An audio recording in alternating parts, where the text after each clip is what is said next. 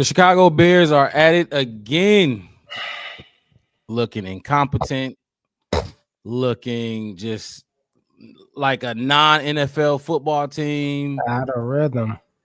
Out of rhythm. It's Unprepared. unprepared. It's a lot that we can say about this team, and we about to break it down in a few minutes. I'm your host. First of all, welcome to the Black Bear Podcast, post game edition. I'm your host, Mark Robb, with my co-host Chef West to the right of me. Hey, you've been kind of getting used to that seat. I see. Look. You know it's used to crazy. You know it's crazy, Mark. I thought Yeah. about it last time Saturday we was doing a podcast, and I was Mhm. like, I don't know, man. I might have to tell Dev, man. Look, we gotta flip we seats. gotta demote you down, man. You gotta put in some work to get to this Get that seat to the, back. to get to the right side of the screen, man. You gotta. Look, we lost 30-12 in another blowout. It seemed like we covering these blowouts week to week by now. We're gonna break down that entire game and a lot more right after this.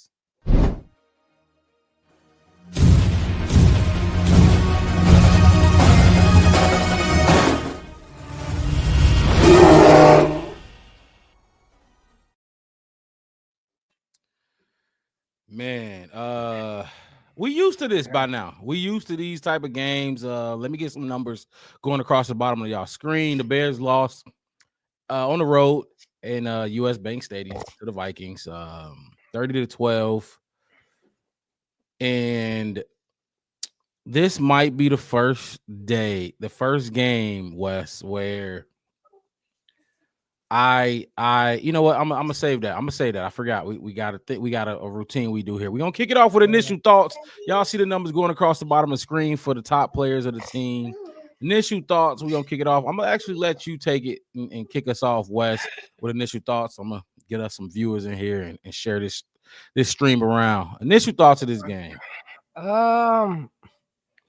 This who he is now. Yeah. I remember early on in the season, nobody scored more than 20 points. We one good offensive, two good offensive, a non-offensive line breakdown away, a bad coaching call, not calling timeout away from a win kind of team. Well, it's 8. We at 8 now. I can give you the first 4. Eberflus. First floor, I can say, okay. Motherfucker put 30 on us now. That's 125 in NBA terms. That's 5 goals in soccer. That's 4 goals in hockey. That's a 65 in golf. That's bad. If you don't know sports, it's bad. Borderline embarrassing. I'm glad you mentioned that. I'm glad you mentioned the losing streak in there as well, and the fact that we was talking about not giving up 19, and now it's like they blow that out. Bad. Any team we play go over 19. Now it's bad. Now it's just bad. And I gotta go back to 2 weeks ago, Mark.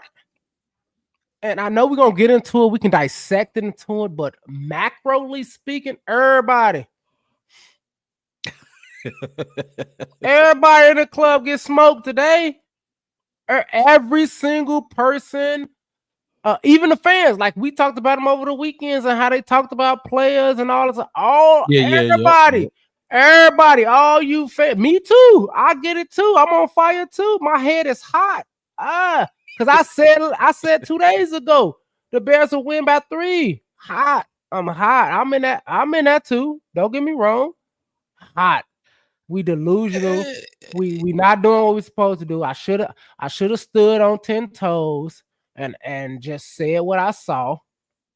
But I said this game though, Mark, on Saturday, I said this is my last optimistic game. Yes, yep, you did. And depending on how they look is how I'm going to do until week 1 of next season.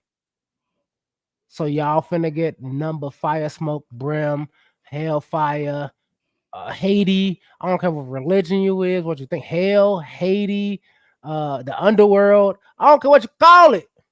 I'm just done. Yeah. You have definitely, and look, I said it the other day, like the Bears don't deserve us or they don't deserve me. They definitely don't deserve you because you have definitely been one of the more optimistic I've been hosts on trying to this find show. I've been trying to find a little okay, maybe. Right. This is just I said, and the crazy thing is, it's like I think I need to shut the fuck up. I think I'm a black cat. Because you know it's crazy, and this has nothing to do with the Bears, but I wanted to get it out at the beginning. I gave David Montgomery my number one reason Yeah. why I posted out, I was and he shocked. went out and to his motherfucking MCL, and he Is is that what out it was? indefinitely. Yeah, sprained That's it, why he got tore me it, 0.4 fucked in it, fantasy. fucked it all up. He done indefinitely. So I don't know. I don't know. Maybe I should just be in the comments with Judah and Chris Oh, yeah, Faust and you them jinxed from now him. on. I think like you said, I went to the games. My cousin Trevor said, "Hey, Wes, you need to stop going to games." Or maybe I should just stop saying. Maybe I should talk about other people. Let me talk about how good Jordan Love is, or how Hey, great Jared Goff ooh, is. that Jordan let, Love one might let I me don't know if I could let sit me with let him. me let me just talk. Let me talk good about the people I want to do bad, and let's Right. see if I figure out the mix. A But little bit yeah, of I reverse saw it. psychology. Yeah, man, I saw it, and I was like, I literally just gave this man like the biggest props ever, and now he done, which probably is going to tank the Lions, which probably going to skyrocket the Vikings. It's definitely gonna be interesting. I don't know. Jameer Gibbs is a dog too in his Is own right. So he is, but you know how it is. It could be just how the dynamic is. We had Benson and what was it? Jones, the one that do BET movies and stuff now. We had both of them. It wasn't that they was not that great individually, but together, it's like cooking, man. You put a little salt, a little pepper, you put the right ingredients together, right. man, you can They call make a themselves Sonic and Knuckles. yeah. Well, guess Shit like what, that. Knuckles? Well, guess what, Sonic? You're missing somebody. You're hobbling. You ever try to walk on one leg? It don't work that way. You know what I mean? So, oh, Mama Blues came in Mama early. Blues is here. This is the Ooh, earliest you got Mama. your coffee. Hopefully, ain't no bourbon in that coffee. It should be. After that game, you're gonna need something. All right, let me Some step strong. in and let Go me ahead, give get some yours initial off. thoughts. I said it in the chat. This is my initial thoughts. You know, our emotions running high. We say things that we might want to take back tomorrow or whatever. But as of right now, I told you, trade them. Trade him. Give me Colin Johnson. Give me DeAndre Carter. Give me who's the other dude? Tyler Scott. Hey, Tyler Scott got a catch at the end of that game. Did he? I didn't even watch it. He got one I catch seen for him kneel 5 down yards. at the second half. I saw 10 with the football. I said, look at him. He touched the ball this season. Pitiful. This was tough to watch on prime time. We normally see these games at the noon slot. You know, we get noon slot or whatever. This is prime time. The entire world was watching this game, Wes. Everybody, all eyes was on us. I know Atlanta was playing, but ain't nobody watching Atlanta versus the Raiders unless you that fan base. Everybody else was watching us. Hey, look, at least And half the world was. At least 3.5 billion people was. If you want to do exactly, the math, at least 3.5 billion people watched us. Nothing. it's like we was trying to get some shit going. We was trying, and it just wouldn't get in gear. We just couldn't get it in gear. And This, what's up? oh no. I was thinking out loud, but you keep going. Because I hate This what y'all. this was okay. This how bad this was. This is what Jason Kelsey said, and I just saw this come across my screen. Jason Kelsey said at halftime, Chicago has to prove that they belong in the NFL. Those were Jason Kelsey's words at halftime. That's crazy. That is insane. That's crazy. Insane. That's crazy when there's so many teams. And the thing about it is so many teams that are worse than us, who play worse than us, who have worse records than us, Mm-hmm. but because we us, it means a lot more. Give Because we me, not. give me, I'm give saying me like a we not team that you would say worse than us. And the I'm not even Raiders. trying to. I'm saying. I mean the I know there are Raiders. our teams, but I just want you to give me one. I mean like The the Raiders. Raiders. The Raiders. Uh, Then with Raiders. the Raiders, And I'm not talking about wins loss. I'm just saying teams that's worse than us. right? Yeah. No, I Raiders, got you. Patriots. We can talk about the Jaguars. Like we in that area with them. We swimming in that same muddy little water pond with them. Right. But we like legacy kids. We the dumb legacy kid who great granddaddy done great things, and you walk through the halls of the school and they like, oh yeah, you a Hallis? Yeah, we Hallises. We Nepo babies. Yeah. Oh yeah, and then they get retarded, like they got Down syndrome. As they get down in lines, and the picture keeps getting diluted, and it gets keeping worse and worse. And it's like y'all shouldn't even be that. You shouldn't be that. Think about it. Think about the roster we had last year versus the roster we got this year. So you said the Raiders first. When I asked what team is worse than us, you said the Raiders first. I asked you that because I just wanted to like compare, because like you said, they are worse than us. I just said because the Raiders, I just saw them and I saw their record, and I know their record worse than us. So if you want to go wins loss, I mean, actual teams, like if you really want to be a sports fan, like how we do, dig deep statistically and speaking on it, it's like 8 teams technically worse than us. Oh, for sure. You see what I mean? For sure. But they probably got 5 wins, 6 wins, 4 wins with us, 3 wins. You know what I mean? So I want to get the fair weathers out the way and say, like, hey, look, I could think of a couple teams right out the bat that's worse than us just by record. So you said the Raiders, and it reminded me of, because I was gonna say, like, yeah, we are better than the Raiders, but even the Raiders, the Raiders just losing. They just losing. They're not having players not report. I was gonna say that, right? But we just saw that their rookie center fucking fucked up the snap on the snap. But he's a rookie center. Right. We're talking about Doug Kramer, who has 6 or 7 years in the NFL under his belt. It's the basics of the game. Yeah. This is my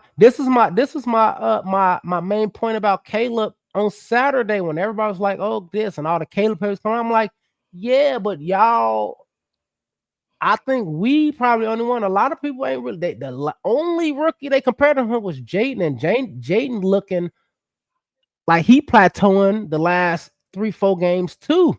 DJ Stroud, his last 6-7 games. You know what I mean? Like, I'm not saying they're not good football players. Don't get me wrong. DJ Stroud has had a pretty bad season. Not really. I don't see, like you said, bad is right. That's what I said. That's why I just say plateau. Let's be generic. Let's be beige about it, Mark. Plateauing. Fucking beige. Jordan Love plateaus. I don't all those people. Purdy plateaus. I'm not finna get into the nuances of. Let's just call them plateaus. They ain't great as y'all said. Ain't none of them great as y'all said. Y'all can probably bring Bo Nix up, but ish. You know what I mean? But if you look statistically, Caleb is still on par with all the rookies as far as yards, touchdowns, interception. He got another. Hey, that's fumble. Really why I'm glad he threw that touchdown in the game. Keep patting. You know what I mean? Keep patting.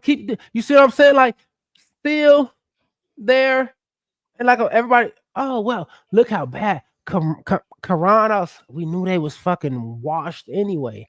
Y'all still talk about the offensive line, but y'all don't want to. You want to talk about who the script. You've been doing it. I ain't gonna tell you per se, Mark. I'm just saying, Bears fans. Y'all want to talk about Caleb trash? Caleb, we shouldn't have nailed the purses. Let's talk about this. Let's talk about Montez Sweat's mistakes. You want to talk about Kramer? He got in. I don't know how many snaps he played this season. Less than 30, probably. Maybe less than 60. Montez Sweat is well above double that snaps. And you still making offsides. You lining up offsides. You 3. Not even dramatically. You like your fingernail offside. Like, can't do that. Can't give him that.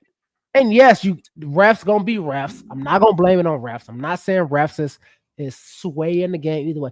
You should be better than that. You should do better than that. Yeah, we got to correct Like, ourselves first before we can correct blame yourself. refs. Jay. Oh my God, linebackers ain't tackling. D Oh ends my ain't God. tackling. Y'all safeties is the last 5 games. I think the safeties been leading us in tackles. I saw Aaron Jones get to the secondary damn near half of his runs. He was Tertiary. He getting was to getting the past that. when I say secondary, I mean like Kevin Byard and those boys out Okay. there. Yeah. Okay. Yeah, he was getting to Okay. that area Yeah. every time. At Every least time. half of his runs. Yeah. That's not okay. I was thinking second level, but yeah, you're right. Secondary. Yeah.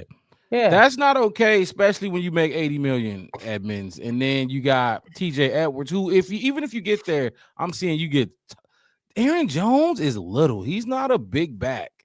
He throwing dudes off his hip, breaking tackles, and get 3rd and 17, 3rd and 15, 3rd and 20, you name it. And the thing is, you got Jack Sanborn guarding the sideline. They motioning out of that, and he all the way over in the sideline. That's when I was texting like play call. I see 57 in the side. It's literally nobody on that side of the field but him. The closest person to him is the left tackle. And he in the zone. What zone are you covering? You watching the grass grow? And that was my whole thing. But you right. On top of miss all of that, it's just bad. Everybody. Just bad.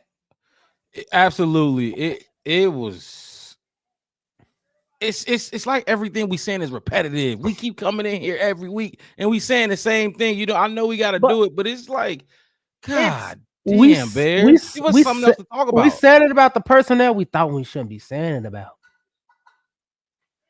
We should be dogging. Honestly, we should be dogging Caleb for being a rookie. We should be dogging the offense for being new.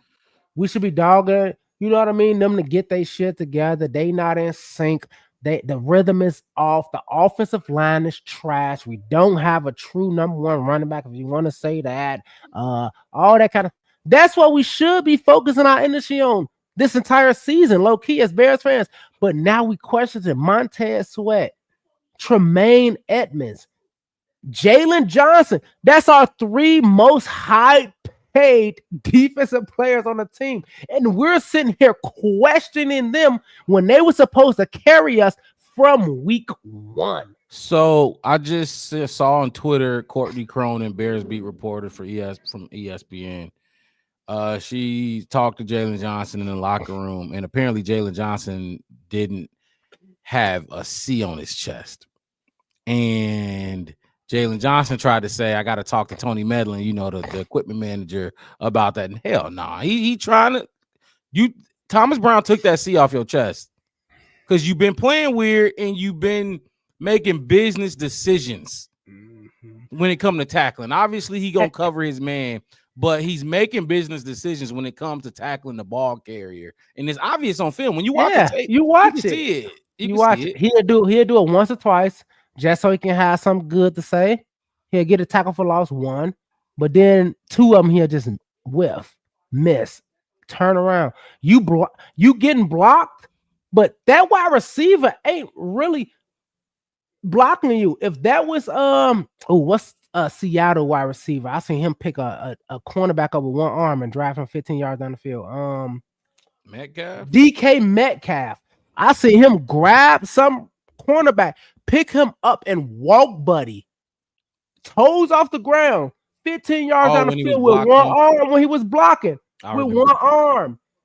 That ain't what happened to you, JJ. That wide receiver barely blocking you. You could have shedded him real quick and got that tackle. You could have, you see what I'm saying? It's like you said, you making business decisions, but like we said on Saturday, okay, cool. Thomas Brown, like, I'm not going to discipline you in public. I'm not finna get on podiums or get on podcasts and say, Jalen Johnson is trash. I don't know why we gave him that money. He not going to do it. You know what he going to do? He going to hit your shoulder like we did in the Marine Corps. Give me that rank. Snatch it right You off. snatch it right off. Give me that. I can't bench you because we need you. Give me that. Let me read the actual quote from Courtney Cronin. She said Jalen Johnson said he was unaware that he did not have a captain C on his jersey today. When I asked him, he's one of the 8 captains. First of all, 8 captains is insane. We've been That saying is that for 8 crazy. weeks. We've been saying that for like 8. Oh, that's insane. And no offensive lineman. He's one of the 8 captains and has worn a C in every other game this season besides today. He said he would need to talk to Bears equipment manager Tony Medlin for an explanation as to why he didn't have a C on his jersey. Get the fuck out of here, dude. Tony Pizza gonna say, I deliver the pizzas. Thomas Brown makes them. You can talk to him and ask him why you didn't get a slice of the pie. He told me you didn't get one. And you don't get one. We said it on Saturday. Like, I wanted to defend. I gave you a couple weeks. Actually, I gave you 4 weeks. 2 when you were still playing, balling out. When you started first talking.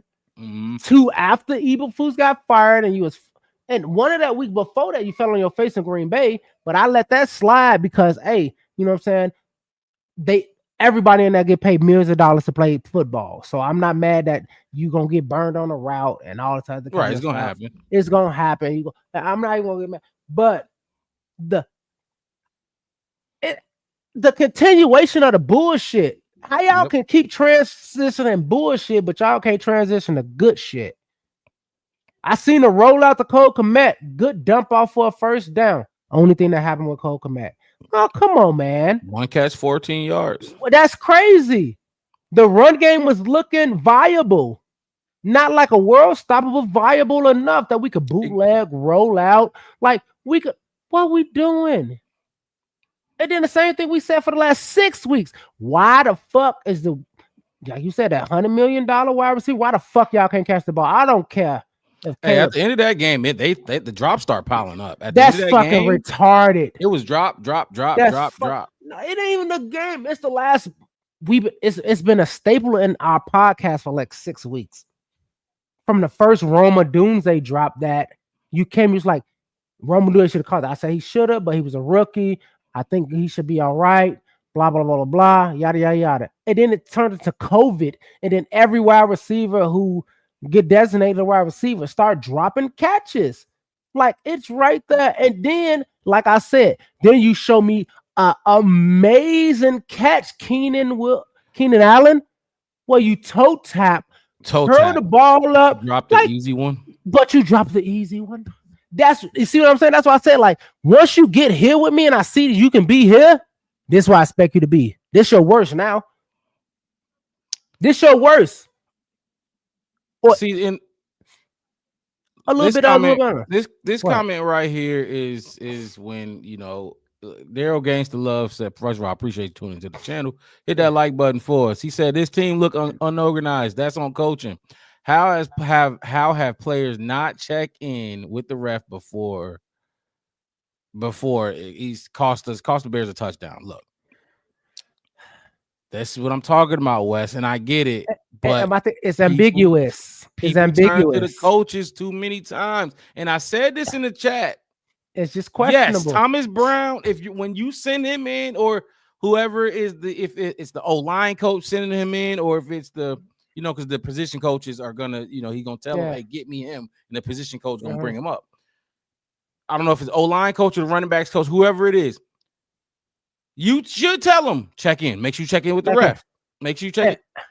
But this ain't his first time, and he ain't had this happen before. Flus must have been telling him to check in with the ref. So if Flus was telling you to check in with the ref, how you all of a sudden forget to check in with the ref?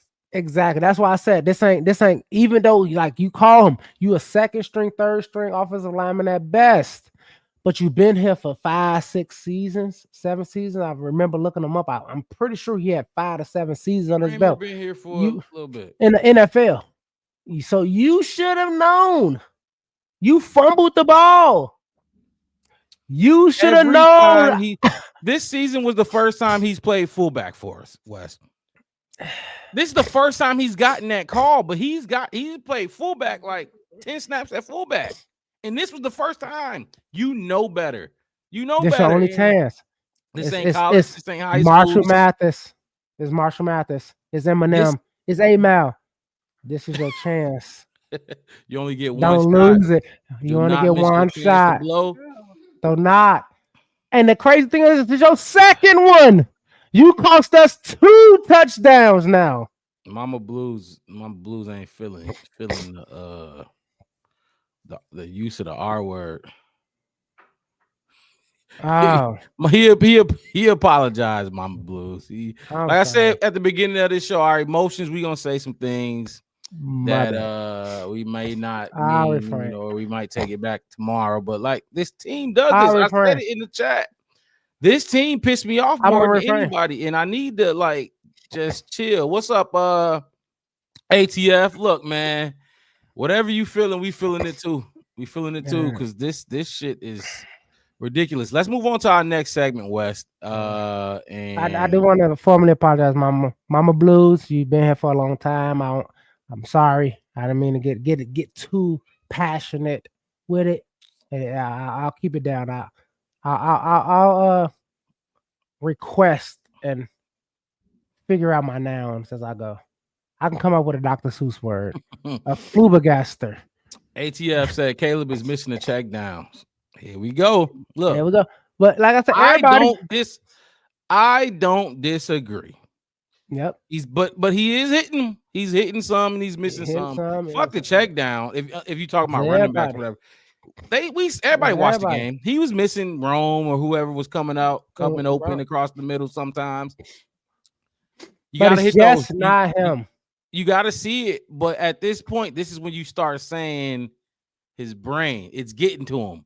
The shit that's going on the field is getting to him, and that's not an excuse. Caleb, you absolutely the plays that I seen that they showed the replay of, which you should see too, and everybody who watched it.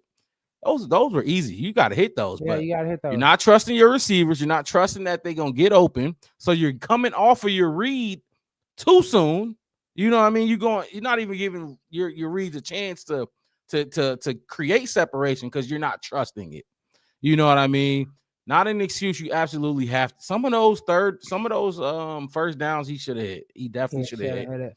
Like I said, have a Karan come in the last 3 games of the season as a rookie. Should have been there. Like I said, that rookie quarterback, that rookie left tackle, that rookie wide receiver, that's supposed to be 10 years of continuity been built this season. But Karan didn't play 10 games.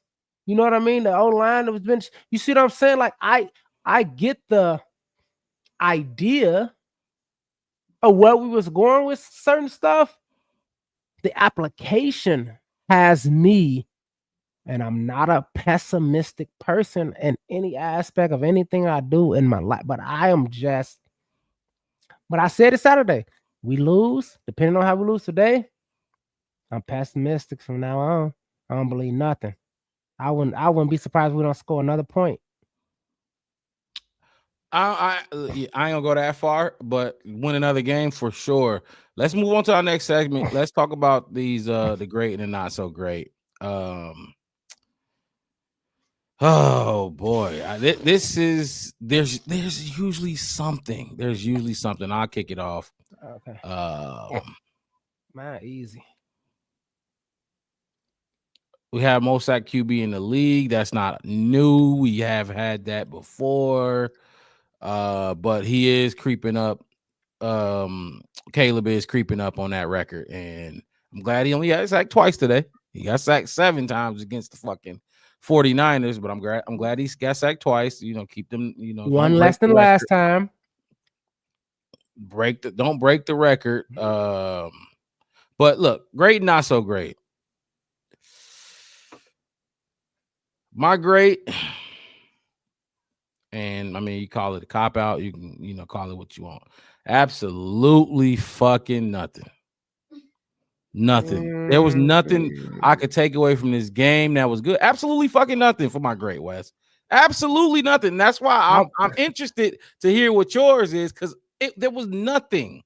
And if you have one, I might be able to like combat it, which I probably won't. I'll just let you This have it, but this my last optimistic show. absolutely fucking nothing. I mean, it's not even about being optimistic though. Like if there was something great that I saw, a moment, a play, something great, you know what I mean? I could like, I said DeAndre Swift was making me smile. I guess I mean smirk or grin a little bit. I wasn't smiling. There's a little smirk or something. Yeah. Absolutely fucking nothing, man. That's my great. Absolutely nothing. This is the first time this season, and we had some fucked up losses. This is the first time I don't got a great. I don't see one. You want me to say the touchdown at the end of the game? No. That was it. That was it. Not. There's no chance I'm saying that was all right, cool.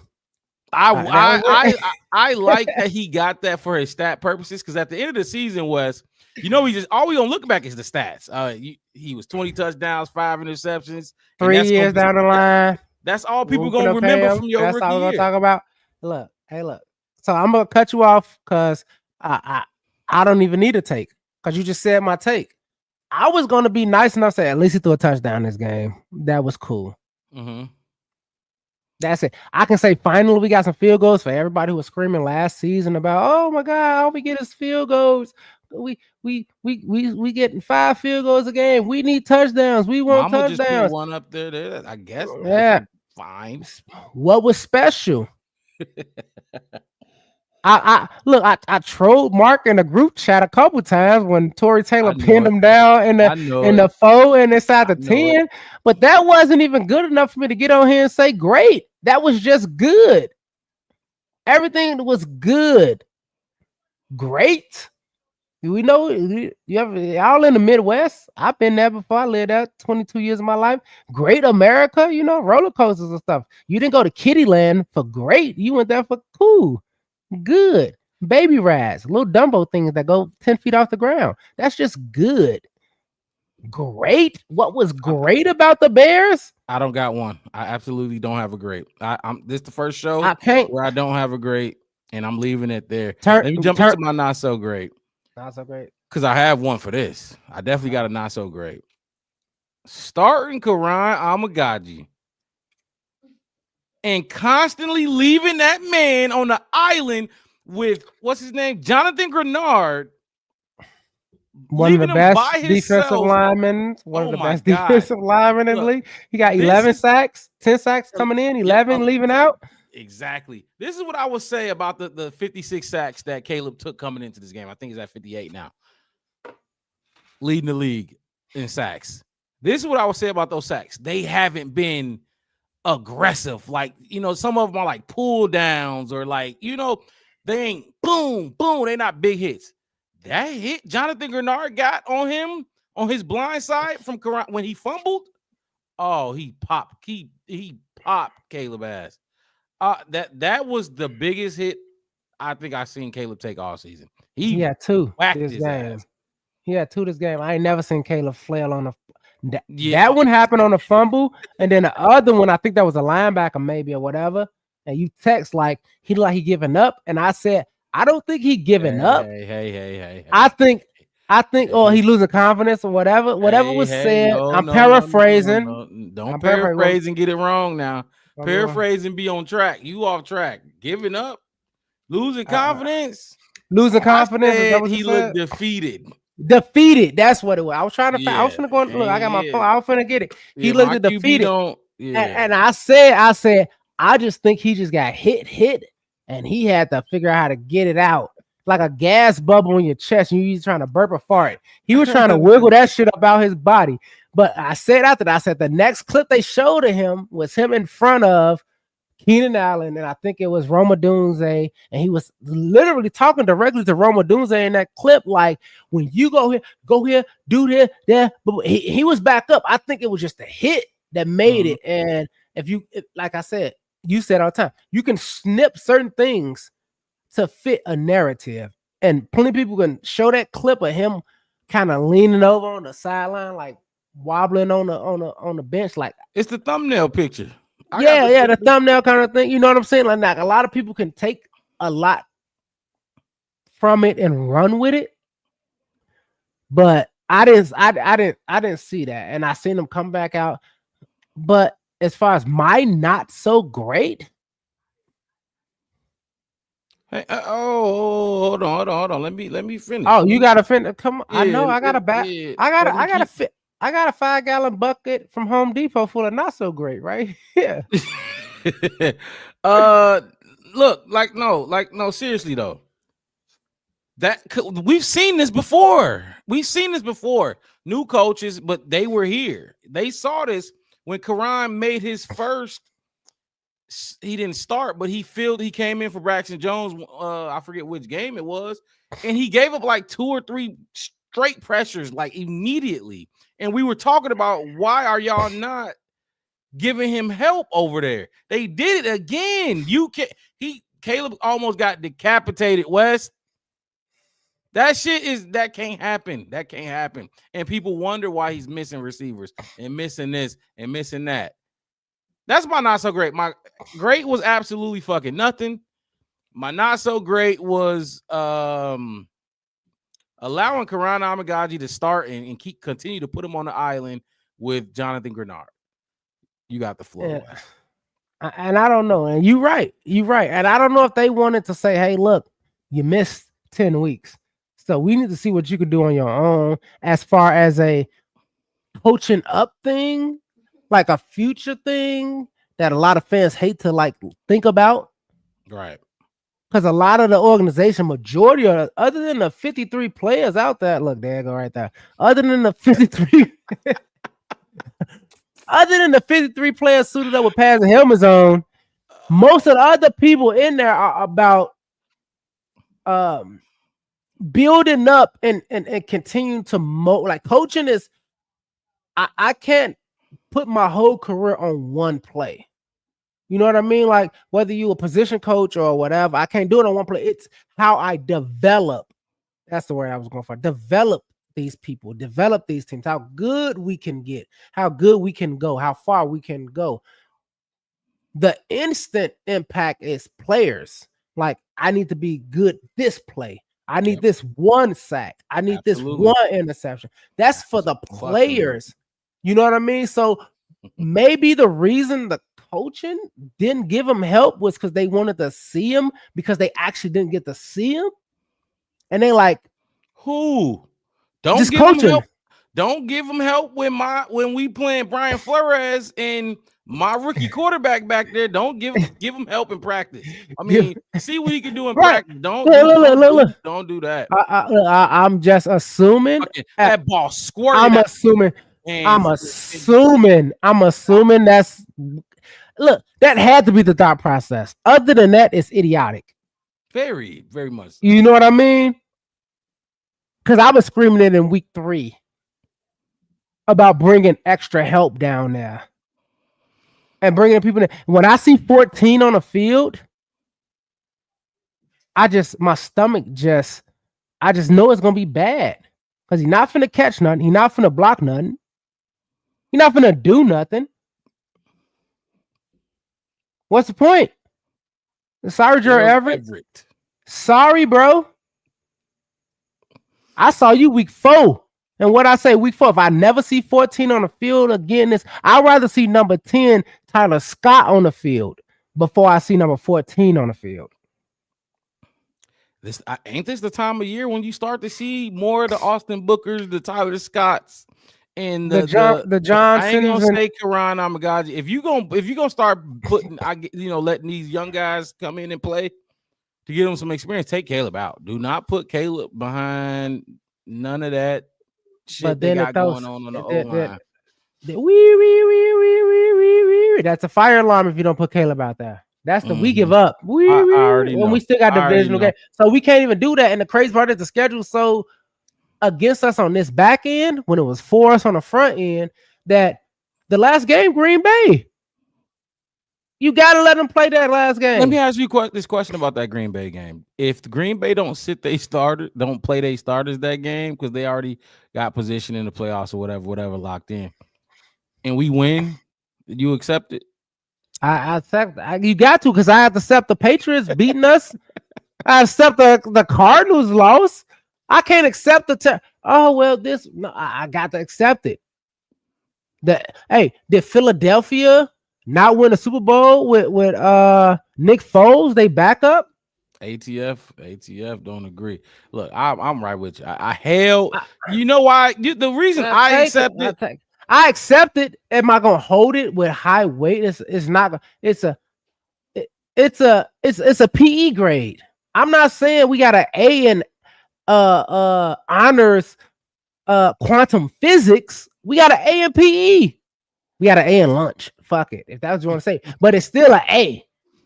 That's how I see it. If y'all want to give me, so I'm gonna still count it like, hey, look, because what it's gonna do is when the future comes and they say, hey, when the last time the Bears beat the Green Bay Packers, or when did this ever happen? That's what I was getting.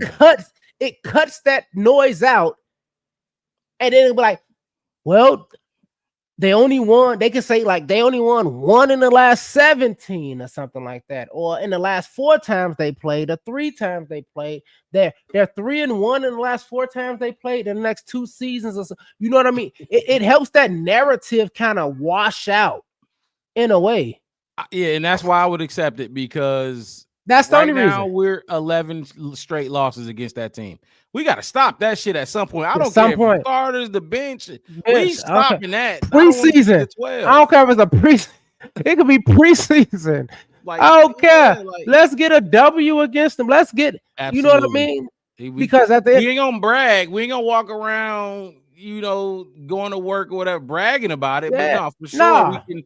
2 years later, we gonna look back and be like, nah, we beat them. Yeah, we beat them. We beat them 3 of the last 7.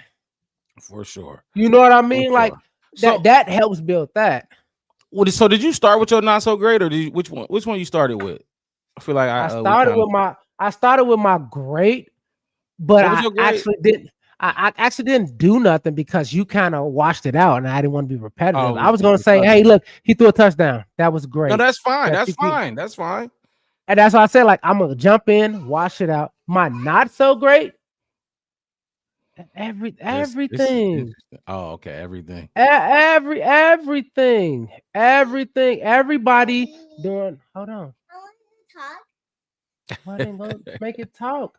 Press it and go talk. The TV. Just press the button and just tell her. Then go play Roblox in the game. Okay. All right. Hold on. Are you done? All right. She left. All right. I swear to God, she barely talked to me all day long. And then as soon as I get a podcast and this comes on and the mic come on, I need to be doing everything. It's my turn to do everything in the fucking house. But yeah, it's everything. It's everything looked diluted and subpar. I can't wait to see the grades. The chef and even the running game that looked viable. This is the best run game we've had in like 5 weeks. I mean, especially with the eye test of it, it's like get it, and I'm like, well, what happened? You down 2 scores, and all that stuff. You still got to keep being you. Absolutely. Because some of those drop passes probably wouldn't have been drop passes. They was run plays instead of passes. So everybody was crests and troughs, the whole game. Everything is up, down. See something good, see something terrible. See something good, see something terrible. See something good. And like I said, I could go the whole season and talk about, the ref made that bad call against us, but that was obvious against us. He made that bad call against us. That shouldn't have been that call. It was ticky-tack on a team that's already getting beat down. Like, come on with that. Yeah, and that's my whole thing. But then you do something blatantly obvious, and it's like you said, not checking in. That's crazy. You see what I'm saying? That's crazy. That is crazy. And then you wonder why they ticky-tack. Yeah, AC. It's still it's to me, it's luminous. Oh, the future. Okay. How far into this future? But is it bright? Like, is it bright though? Like, is it bright? Because you, like you Yeah, said earlier, Wes, in the initial thoughts, we shouldn't be talking about this. We should be right now talking about like, okay, 2025 draft. All we need to address is this, and we I said set. that. That's how we thought that Ryan Poles is Yeah, building this thing up. This is the yeah. point where the 2025 draft, where he has way more draft picks than he's ever had without having to trade and make moves to get more. We should be like, okay, here for sure, here. But no, hell no. Nah. We have a lot of positions to address. A lot. A And lot. that's why I said you said the future. I didn't say next season looks the brightest ever. What I'm saying is the future looks good because we're in a position where it's like I told you a month and a half ago. Okay, Mhm. I see what Caleb is. Who that was the biggest problem in Bears history was getting right what he does the best Oh, is yeah. being a quarterback, right?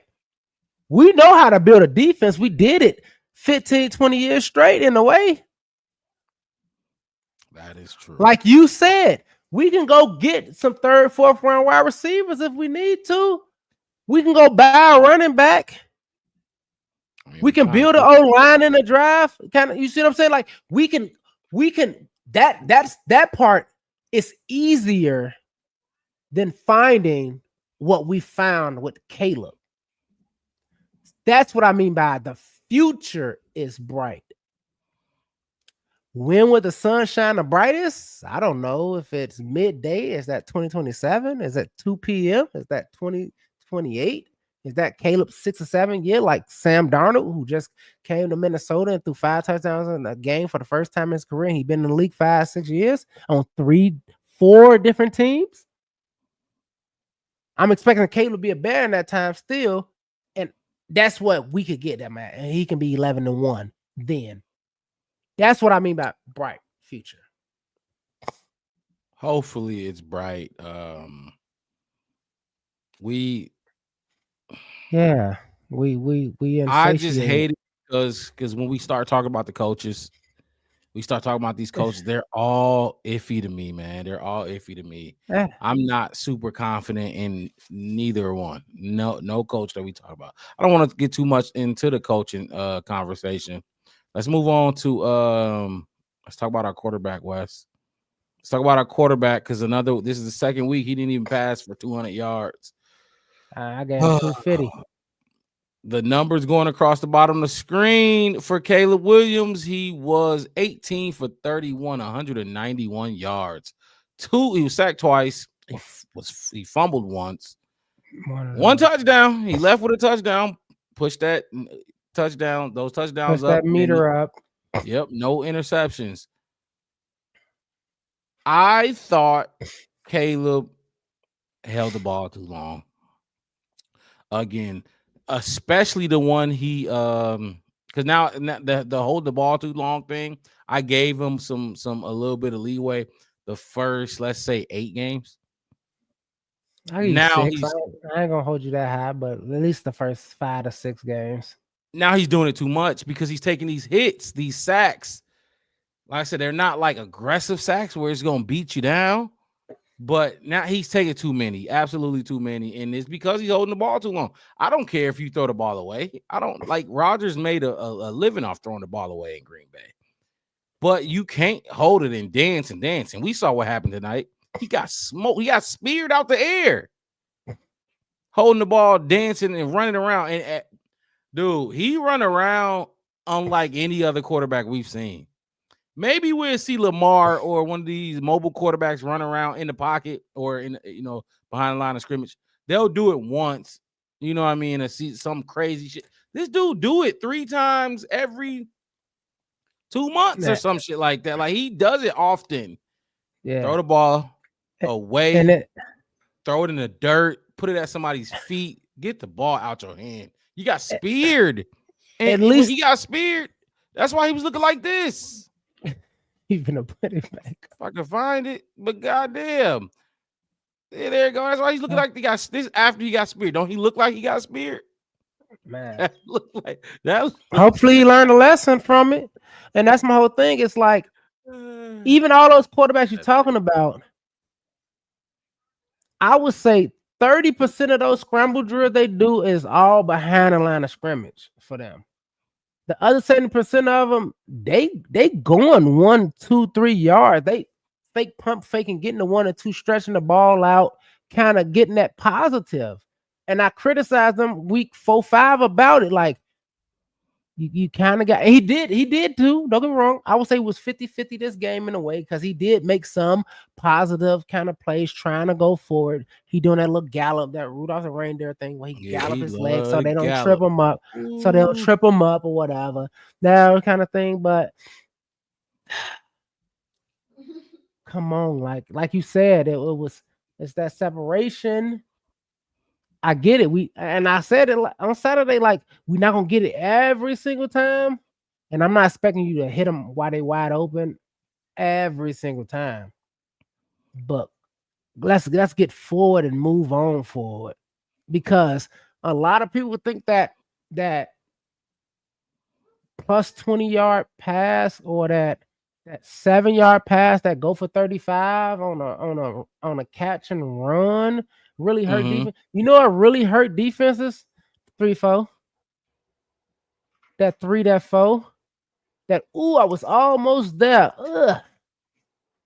Because they know anybody who ever has been competitive or did anything in their life, you know you're gonna have a just I lost moment.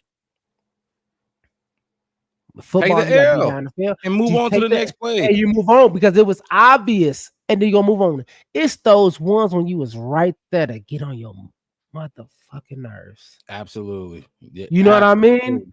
I can't tell you how many times a running back broke for a 70-yard touchdown on us. And I know me, I was right there. Like I reached and pulled this jersey and just couldn't get it. And because I didn't get it, 70-yard touchdown. Those are the worst ones for sure. I'm glad the ones when you right there with all of them, and you brought it up too. Like, let's go back to Aaron Rodgers being a Packer. How many times did our DNs and our linebackers right there on him, all in his face? He just threw it to a fan. Here you go, a souvenir. I'm not finna let you hit me. Right. Aaron Rodgers barely ran out of bounds. He would just throw the ball away and look at the defensive end and be like, ha ha ha. I was just and that's see. Rodgers was maniacal. Like when he threw that ball away, he knew what just happened. He like, okay, he got me there. Watch this. Watch when I come back with this. You playing that tough like that? You jumping that route like that? Watch this. I'm finna hit you next time over the top. Hey, and you gonna jump. You gonna what Buddy said coming to America in the barbershop? Aha. Aha. Aha. It's crazy. That's exactly what they aha. You gotta be that person. Don't get him that last hit. Don't get him the last hit. Throw it away. You got a Vikings fan jumping in the chat. That's cool. I got like Vikings 60 of them. GG guys, you guys have potential. He just patted. This is what he did. He patted us on the head, Wes. Yeah. Oh, look who here. Oh my gosh. Yeah, you got to get ready for Chris. Hey, Chris, look. It's all love for sure. Like I said, we all Bears fans at the end of the day. Me and Wes don't agree. I damn sure don't agree with you, Chris, most of the time. But that's what we do. I'm not reading that comment. I'm not reading that one, but I'll put it up there for y'all. Chris also said, I told you it would be a blowout and Caleb would only get 1 TD in the 4th. You lied. You said it would be 2. I don't care about I know. I just wanted to say. I told you. Just say. You should have said. I told you that he would get 2 and he only got 1. That's what you should have said, Chris. That would have been said. I told you Caleb was a rookie. I said that. Like, he's a rookie. He is a rookie. He is not a finished product by any means. Like, first of all, if and I hate to use this. I hate to use this because it ain't gonna take this long. If Sam Darnold can turn up, like, first of all, the situations, they spoke about this so many times tonight on the broadcast, Troy Aikman and Joe Buck. Situations matter so much for quarterbacks, so much. And dudes like Chris, how are you a Bears fan and you can sit here and dog any quarterback that comes into Chicago. I don't understand that. I don't care if it's Mitch, Jay, Justin, or anybody. You should understand the situation that our quarterbacks come into. Like, I don't get that. I don't understand. I don't. And he talking about can't win unless the defense get 3 turnovers. That's got us to the Super Bowl.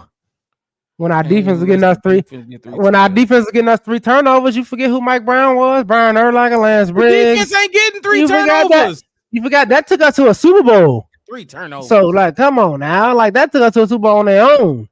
When the last time this defense got 3 turnovers? I just said it. Mike Brown, Lance Briggs, Peanut Tillman, Brian Urlacher. Hey, Chris, chill out with the center shit. Because they showed the replay. Did that center not get ran over today? They showed blown through, man. Like crazy. He like Asian booty in a porno. He getting blown through. You gotta love Chris. Quit it, my dude. Quit it, my dude. He get us going. Look, man. Copy and paste. You go put that one back up there. Put the same one you just talking about. Put it back up there. That one. 3rd week in a row. Word for word, pound for pound. Every single word is exactly the same. He has a clip note on his computer or his phone where he copy and paste the same comments. Look. Okay, look. Let me have the floor real quick. Go ahead. Because he talking about now I want you could keep it. You could time in. He's talking about Caleb this, Caleb that, Caleb. And my whole thing is a team. This is a team sport. You need the team to play well. I'm about to read some numbers to y'all real quick. And these are, I'm not going to say who it is, but this is a quarterback in this league, and y'all could probably guess who it is when I read the numbers. Give me a second. All right, here we go. Chris, pay attention. This quarterback has 36 touchdown passes on the season, 8 interceptions. Listen, you see, look, Chris, you chatting too much. You putting too much in the chat. Listen, 36 touchdowns on the season, 8 interceptions. You want to know what their team record is? 36. Hold on, Wes. I know who that is. Touchdowns, 8 interceptions. Their team record is let me find it. Let me say 5. 6 and 8 6 out of the playoffs. They are not mathematically eliminated, but they are not going to the playoffs. And then the AFC team. I know who that is. They just won and became 6 and 8. They were 5 and 8 before. 36 touchdowns. You tell me today if you would love Caleb to have 36. If Caleb had 36 touchdowns and 8 interceptions, you probably say we're going to the playoffs, right? It don't work that way. It don't work like that. Go ahead, Wes. Who the quarterback I'm talking about? That's got to be Joe Burrows. There it goes. Got to be Joe. Got to be Joe. There you go, Ryan. That's Joe Burrows. Think about it. His wide receiver, his number one receiver, almost had 300 receiving yards in a losing game. He had in that game. I think that the Ravens or the Bills game he played. Who was playing against, the Ravens or the Bills? I know it was a big team. Because it was the Ravens. They get shootouts every week. I'm just saying when Jamar Chase had 265 receiving yards or something crazy like that. I think that was the Ravens game. Jamar Chase had 4 catches over 40 yards that game. I don't think we got one. That's insane.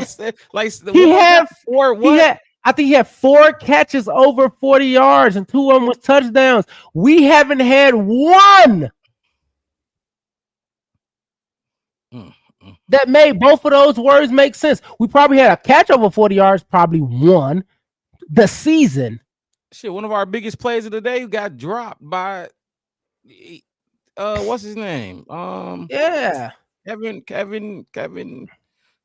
Keenan Allen.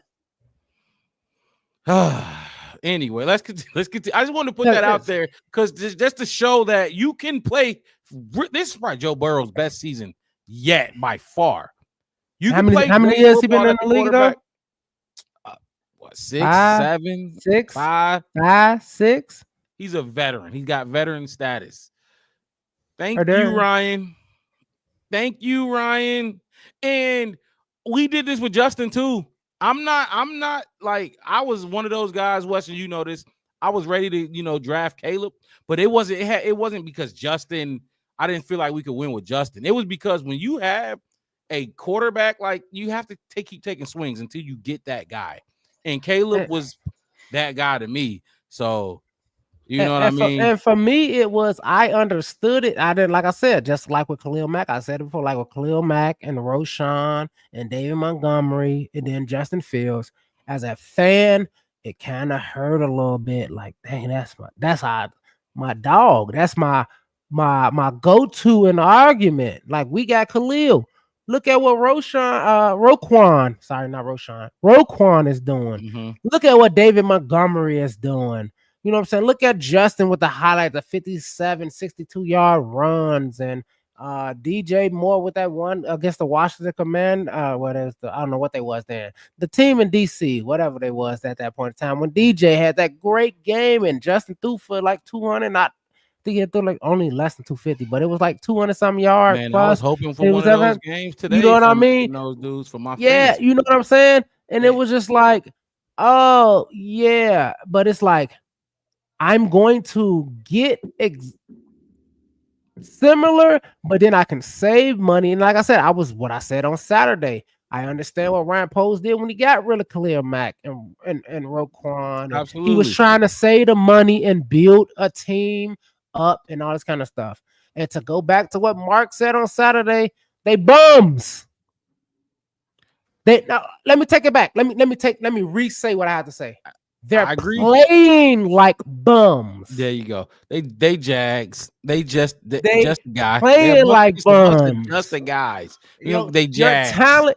Your talent. We know what your talent is. We know what you is. We seen what you was. Defense. We seen what you was. Keenan Allen. We seen what you was. Like you said when I just brought up the DJ Moore thing. We seen what you was. Where's that? Where's that now? Where's that today? Where's that in Minnesota? Where's that on Monday night? Oh, today, y'all playing in the last 4 games underneath y'all talent. I like this comment, Ryan. I like that comment because we gonna get down and we gonna talk because we got to recapping the game. But this is true. This is a fact, Wes. We do have Ryan Poles' job. Pretty good picks. Oh, if he drafts, it would save his job. Ryan Poles better stop drafting these nice dudes. You cannot have when you're in the locker room with that many people, you have to have some mean dudes. I almost said something else. You got to have some mean dudes in that locker room. You can't have these nice ass dudes. Cole Kmet, Darnell Wright. I feel like Darnell Wright don't ever speak. I feel like he don't say shit. No offensive line ain't no Jason Kelsey's. Exactly. You got to get some dudes that's gonna cut some people out. Look, they ain't snatching phones and throwing them on the ground and stepping on them. Jason Kelsey's. Exactly. You know what I mean? Like, get mad. Man. Hey, one of my Marine homies told me a long time ago. We was in Afghanistan and we were sitting there. And I asked him, I was like, man, I'm like, you so mad right now. I'm like, oh, you turning red. He said, oh, yeah. He said, this called white hot. I'm like, what? He was like, I'm so pissed we on post and we got to be on post because somebody got sick or something. So we had to run. We was on post for like 12 hours. We had to do another 6 until we got relieved again. And he was white hot. And I was like, dude, you are so mad. Why you so mad? He like, I'm just white hot. We need some white hot guys on there. Big old white old country Confederate flag truck driving white boys on the offensive line pushing people around. Absolutely. I ain't going that far, Wes. I ain't going that far. We don't need no Confederacy flags flying around. I need some just anger. I need some anger, some personal, strong, just anger. You're funny. You said it on that play when I was like quarterback sneak. And I was like, duh, you was like, they ain't moving nothing. And the idea popped in my head when I said, you know what? We need some dip. I want them to dip a whole wad of Copenhagen in their mouth. No mouth guard, just pushing people over. And we just pay them a 6-pack. Like, I'm talking about just just violent, just moving mountain people just for the fuck of it, just because it Yeah. make them happy. That's what I'm talking about. I could go just mean dudes. I don't care where you from, and I don't mean to just get on rednecks and nothing like that. I love my boys. I got plenty of boys in the South, all over the South. They're my homies, but just big dudes, Some farm boys out there. farm boys. So look at hey, we all said it at the same time. Hey Ryan, I ain't see your chat before I said it. We all said it at the same time now. Chuck and hey. I But don't care. I don't care. That's true. That is true though. Like That's what I want.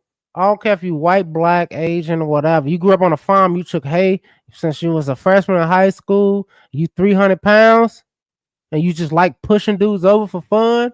And I can get you a 6-pack of Coors or some Budweiser or something like that on the back of the tractor. We can go and listen to some Jason Aldean and all that kind of. Give me them guys. Give me 5 of them. I need 5, maybe 6. So Wes, Caleb Williams, we said what we said about him.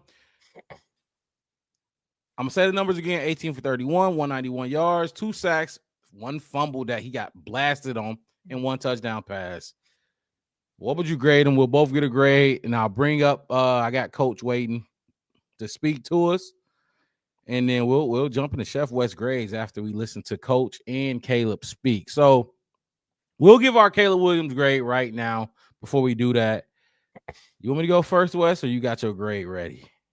You can go ahead and go first. Let me go get my mark and my card. I wasn't gonna do my cards, but I'm gonna keep it traditional. You could do them for the Chef West grades, but I mean for the Caleb, we could just say what we Hey, my Caleb grade is good. I'm gonna get. You can go first though, but I got my Caleb grade.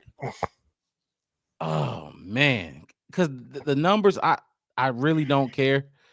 The eye test for today's game was just he keep being antsy to me, and like damn F minus, golly, Ooh. God, That was your grade? That ain't no that F minus. That ain't me. That's ATF. ATF. Oh, Mark, I was like, well, you shocked me. I mean, we got a D plus in here. Look,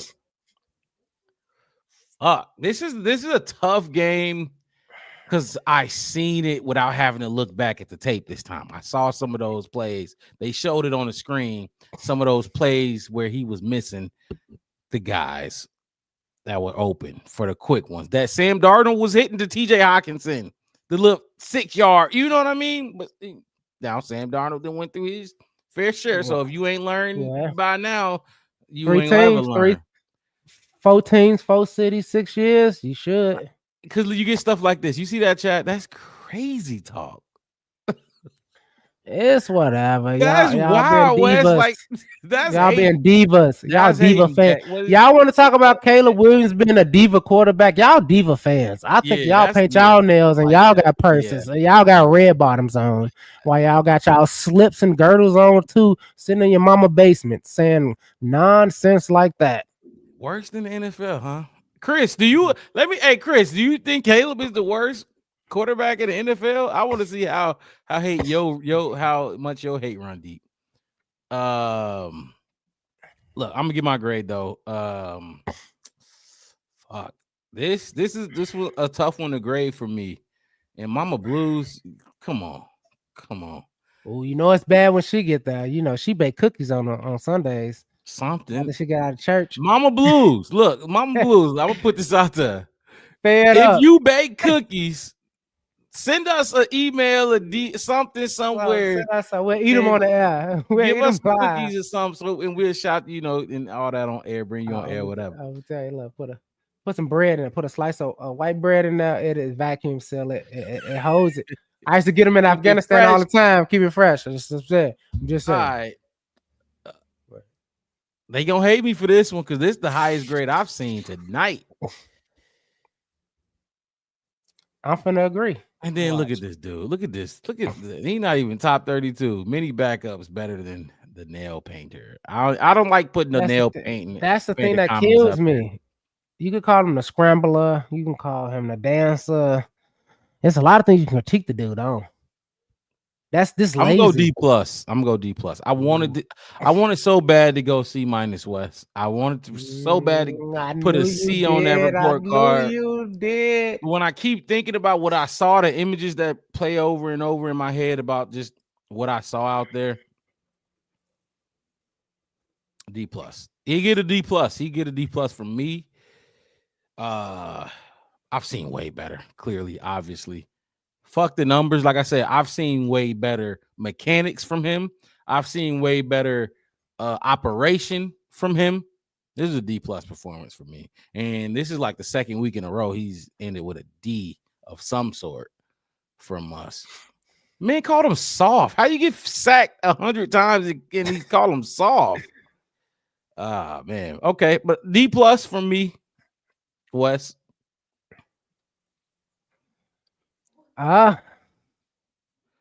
He said, hold on. Not smart. He says 500,000 times. What the fuck they I got to do with throwing guarantee you would touchdowns? freeze. You would freeze at the presser, Chris. I guarantee it. You would fucking freeze if you was up there. You wouldn't say You wouldn't be able to get out. Anyway, He my type bad. 5,000 times every time we get on here. So you the same. You say every time you the same. You copy and paste your comments. You're not original. It's okay though. It's all right. It's all right. It's cool. It's all right. You got a generic name. It's okay. It's all right. You sound like a condiment. Chris D plus. Foster's barbecue sauce. It's not that tangy, but it's cheap. You got a great value name, Chris Foster. You want to just make random stuff. Let's just talk about random things about people that has nothing to do with what they actually do for a living.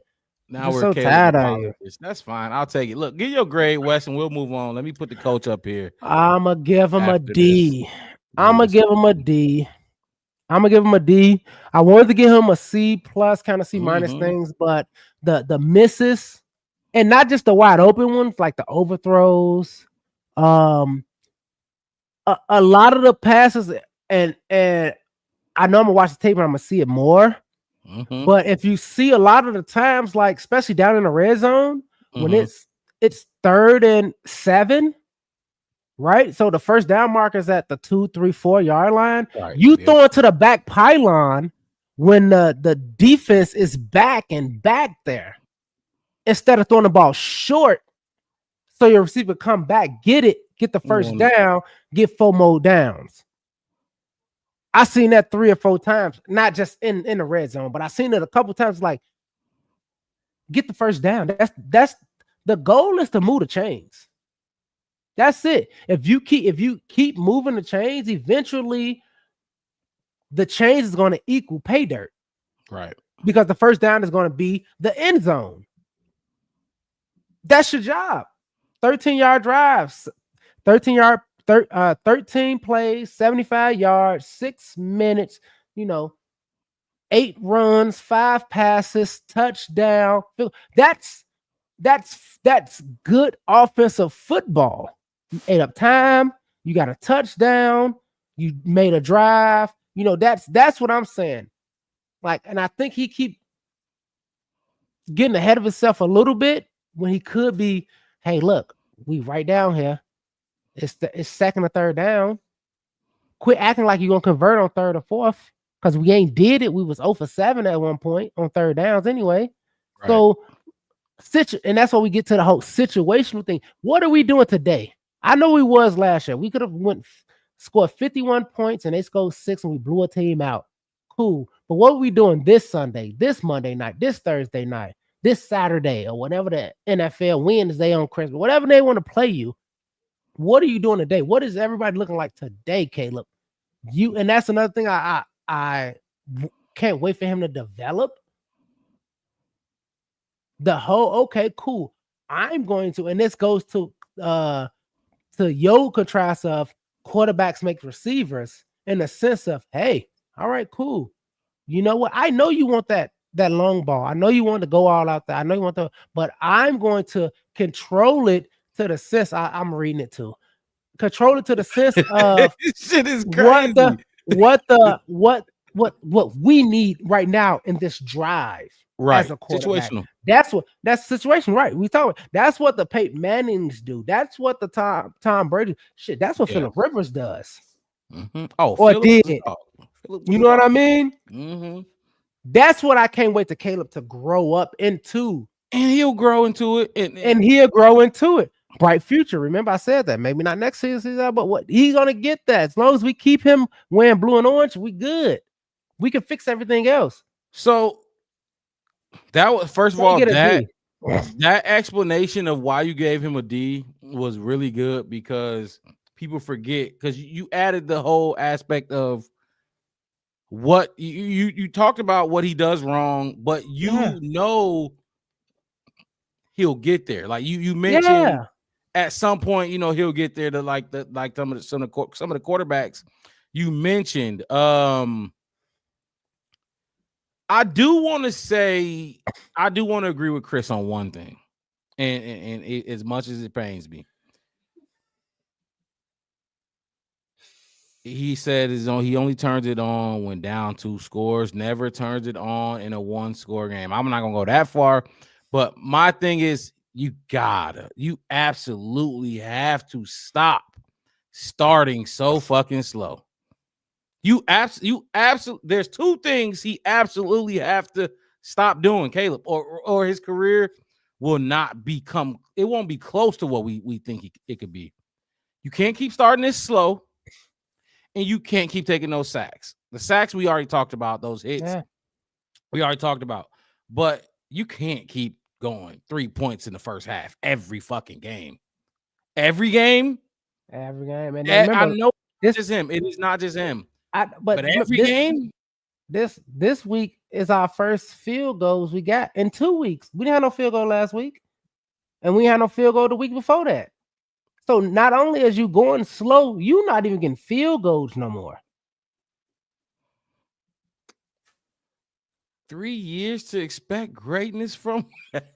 Oh, we no, we're not. No, that's over exaggeration. Propaganda. It's propaganda. Mm-hmm. It's just what we saying is the pressure of, like we said before we even drafted them, or anybody who will tell you this is Chicago Bears football, just like the Dallas Cowboys football, just like big city football. I get it. You want to go big. The reason, like, Dan Marino was probably so good. I remember watching him. I remember watching video of him on VHS way back in the day. Early 90s, like 90s stuff. Of watching Dan Marino chucking it down, getting first down. They're driving. Remember John Madison? Here they come. They're driving. Not they're gone. Not a 170-yard pass all the way down. They're driving. You know how you drive down the field? You hit the chains, you hit the markers. That's all you going for. If you get a broken play, like he got that broken play with Roma Dunze, and he knew he had a free play, get it out, just throw it. See what happened. Because guess what? If it get intercepted or something bad happened, it's coming back anyway. You're gonna get the penalty. Like, you know what I mean? That's what I'm saying. I'm glad you brought that play up. And it was a completion, but goddamn, why we ain't got nobody 70 yards down the field for him to just take a shot to? But that's what I was just saying. Like, that was cool, but that should have been like a, if I'm Caleb, go. I'm finna Michael Vick throw this motherfucker in a parking lot. Just run. I'm gonna put my whole back into it. I do want to let me give some love to Chris real quick because we go back and forth. We talk shit to Chris. Chris talks shit to us. But like he said, he said, I do like you guys, even though you are Caleb apologist. He also said, hit that like button and subscribe, man. Hit the like button and subscribe. If you're watching on Facebook, head over to YouTube. Show us some love. We're trying to grow the channel, trying to grow the brand. We here every week, Saturdays and Sundays. Basically any post game show. Saturdays and post games. That's where y'all catch us. I don't care. Yes, sir. Tuesday night, if we have a game Tuesday night, we'll be here. Taco Tuesday. I'll get some enchiladas up in here. The Black Bear Pod. Look, if we was going on Wednesday on Christmas Day, we'd probably be here. We might not. We had to leave y'all little note on if we can't make it to that one, move it to Saturday. But look, hit that like button, the Black Bear Podcast. One word, no spaces. I'm your host, Mark Rod, with my co-host to the right of me, Chef Wes. Look, appreciate that, Chris. Y'all want to listen? I love it, Chris. I love it, Chris, man. Don't get me wrong, for man. sure. I love you, man. I love we you, have dude. to have these conversations. That's like me and you, Wes. We have to Yeah. have conversations where we push back on each other, or the Bears gonna have us all looking crazy as fuck. Crazy. You know what I mean? This franchise, and even more than the quarterback, like people want to blame him, is this organization. You know, it ain't just Caleb that's been going through this. It's every quarterback. But what I do want to ask you though, Chris, real quick, is who was your quarterback? Who is your guy that you either wanted, or what quarterback for the Bears that? Oh, was you gonna keep Justin? As I said, you're gonna keep No, Justin, or he's gonna go get one of the other five. He didn't. 5 more good than that. He dogged Justin in the comments already before. I know. I just gave, but I presented the whole question on the test. He can omit the obvious wrong answer if that's what he want to do. But I'm just saying, you got to give him all the options. It's a multiple choice. All right, look, let's listen to our head coach, our interim head coach, and even though I was rooting for the man, it ain't looking good. I got to keep it a buck regardless, Wes. I don't lie about this shit. I love football too much. Thomas Brown ain't getting it done. It ain't looking good. So he gonna have to interview again. Interview again, and let's see what happens when the offseason comes. But we got Thomas Brown at the podium. Immediately after Thomas Brown, we will listen to our starting quarterback, our franchise quarterback, and we'll get into some Chef West grades after that. I know it's getting late here on the Midwest, but look, you know, we're a little down right now. Here is Thomas Brown. Obviously disappointing again just with the result. Kind of what I just saw the guys in the locker room. Myself in particular was not good enough for the entire group. Wanted to be aggressive going into the game, was kind of a point of emphasis for our unit to kind of be able to stay on the grass and make some plays. Backfire early. Defense, I thought, battled their butts off, put us in really good spots and kept us in the game for the most part. I thought special teams also played particularly well. But, you know, when you end up having 9 penalties, you're 1 of 12 on third down. Makes it very difficult to stay on the grass, sustain drives, and just too many players kind of end up biting us in the butt. ATF, we'll talk about that. What's your understanding of what happened with Braxton yesterday and then the shuffle that it caused for you guys to land? Yeah, I mean, I was just told he reported symptoms on Sunday morning, and so obviously got ruled out from there. The decision to play, you could have played a veteran or a rookie. Why go with? Well, I have confidence in his ability. I think being able to have an opportunity to work him in that spot, he kind of been rotating the last few days and weeks also behind Braxton. So it's more about just the spot play on the left side. Why was the passing game so limited as far as downfield in the first half?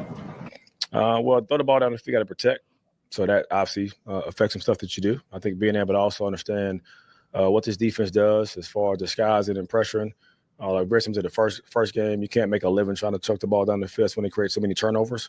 And even on the third down where we had a strip sack, it was a 3rd and 8, tried to hold the ball a little bit longer. And so those kind of deter you from wanting to take shots down the field.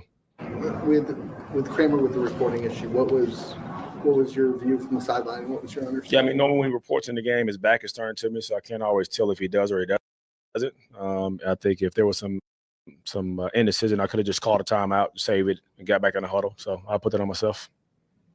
Thomas, did you have a view on the strip sack, on what happened there? Just got beat. Thomas, Jalen didn't have a captaincy patch. Is he still a captain? Jalen? Of course he is. Yep. It's a captain. Yep. Here? I didn't even see it, so I can't speak on that. But he's definitely a captain. He's in every captain's meeting, and it's a guy that speaks for our group a lot. Actually did a really good job on, I guess, Saturday's practice after we kind of broke it down. So let him kind of get in the middle and did a great job of delivering a Tommy message. So he's definitely a captain on and off the field for us. What's your frustration level with the 4th downs that didn't convert? I'm frustrated with all of it. I think just trying to find ways to put us in better spots. Call the design some QB better sneak plays, call next better plays, and time. execute them better. So anytime we're not able to stay on the grass and move the ball and score points, I'm gonna be frustrated. So about the same as I am with everything else. Fucking O-line Still not 3 good games enough. left. It feels like a team that doesn't have a lot left in the tank. How do you get them across the finish line of January 6th? I would disagree with you. I think if you watch the tape, our guys battled into the very end. So I think saying that we don't have a lot left in the tank alludes to our guys quit. And I didn't see it at all on tape. So I think our guys will continue to battle like they've been battling. I'm going to continue to fight for them and stay behind them. And so we'll go back to work. Absolutely, Chris. Really lopsided losses. That's why I make that judgment. You disagree that you guys still have the ability to compete with these teams? Again, I would challenge you to go turn the tape on and see who didn't play hard or didn't finish. I think it's more about me putting us in better spots on offense to execute and stay on the grass better. And obviously the defense will continue to make strides. You guys went to the locker room at halftime scoreless for the 3rd time in 3 games. Yep. Can you? I know if you could put your finger on it, you'd fix it. But 1,000%. Yep. But do you have a sense of what's contributing to all that? The sense I got to be better. So put us in better spots, make better plays. That's the sense I have. Tell us just some throws that Caleb makes where it feels like he's got a one-on-one opportunity and that they're misfired by 4 or 5 feet. How do you get him in a mindset of being able to put balls where they can be more 50-50 opportunities and give some of these guys a chance? I think it's not a one-size-fits-all answer to that question, just because it may be different between the rush, the cover that he's facing as well. But just trying to find ways to find a matchup to exploit, but also protect the QB long enough we can stand in the pocket, feel firm, stay on his back foot, and deliver, like you said, a 50-50 opportunity ball for some of our guys.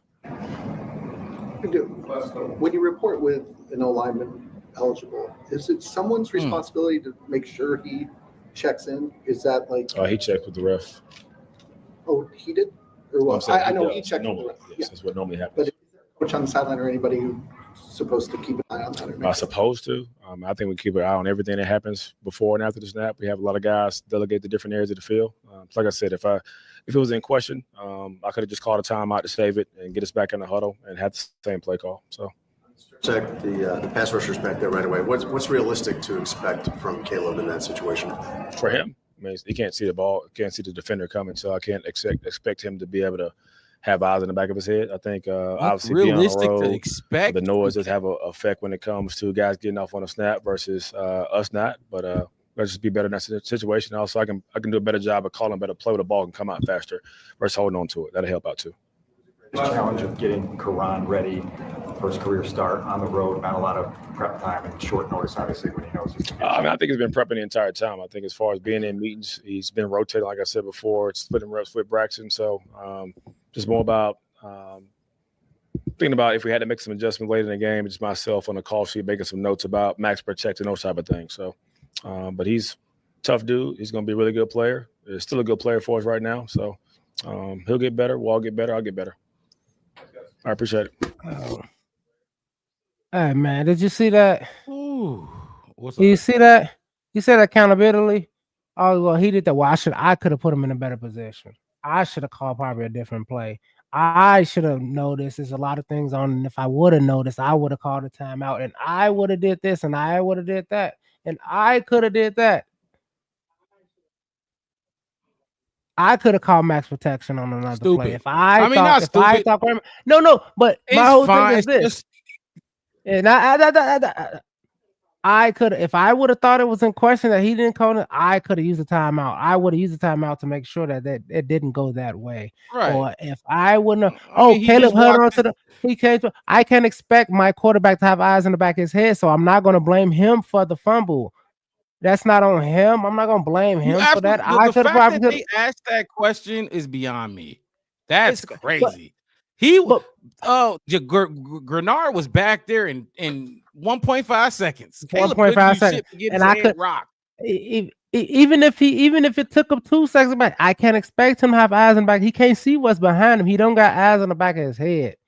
I'm not gonna blame that on him. He's still a good player. He's still doing his job. Oh yeah, well, if I felt like I saw that he didn't check in with the ref like I would have called timeout. I didn't. As other people will figure that out because I gotta be better on this. Oh yeah, no, I should have brought max protection and kind of did that. I could have made, or I could have put my Okay, I said in the text, KYP, I could have made my personnel better by looking and seeing situation by situation by situation on what I could have did. Mm-hmm. And that has to go contrast to the whole thing that why we got rid of Eberflus was I made the right call.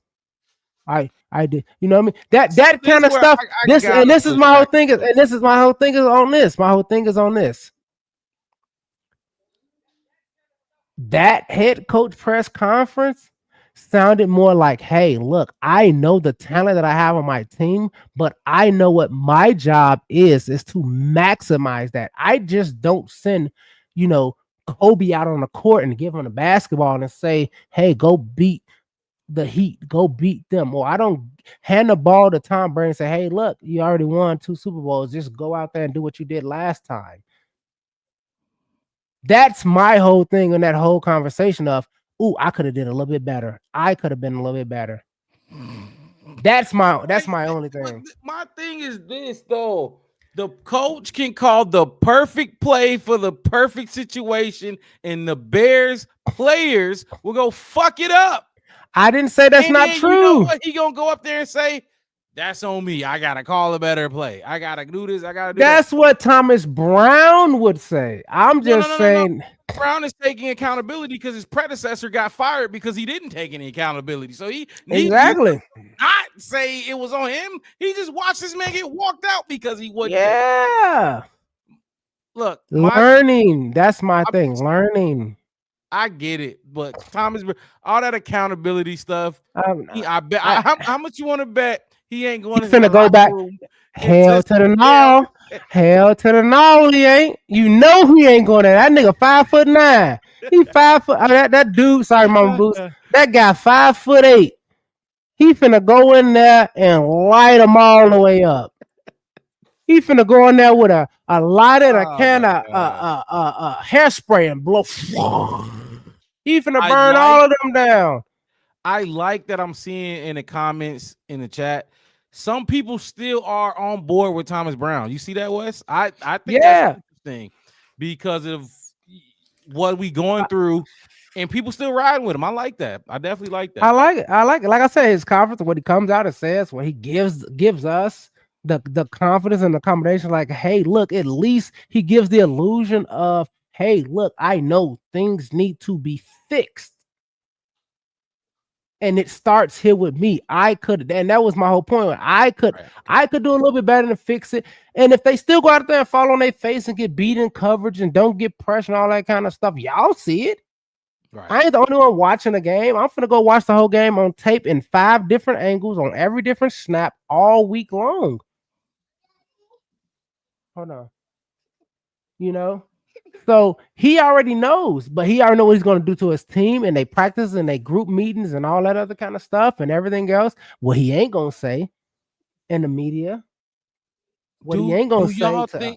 Do y'all think they plan? Do y'all think this team actually wants Thomas Brown to be the head coach? Like, do y'all think they plan for him? Like, I like this dude, so let me go out here and play hard for him. You think, or they just finishing out the year?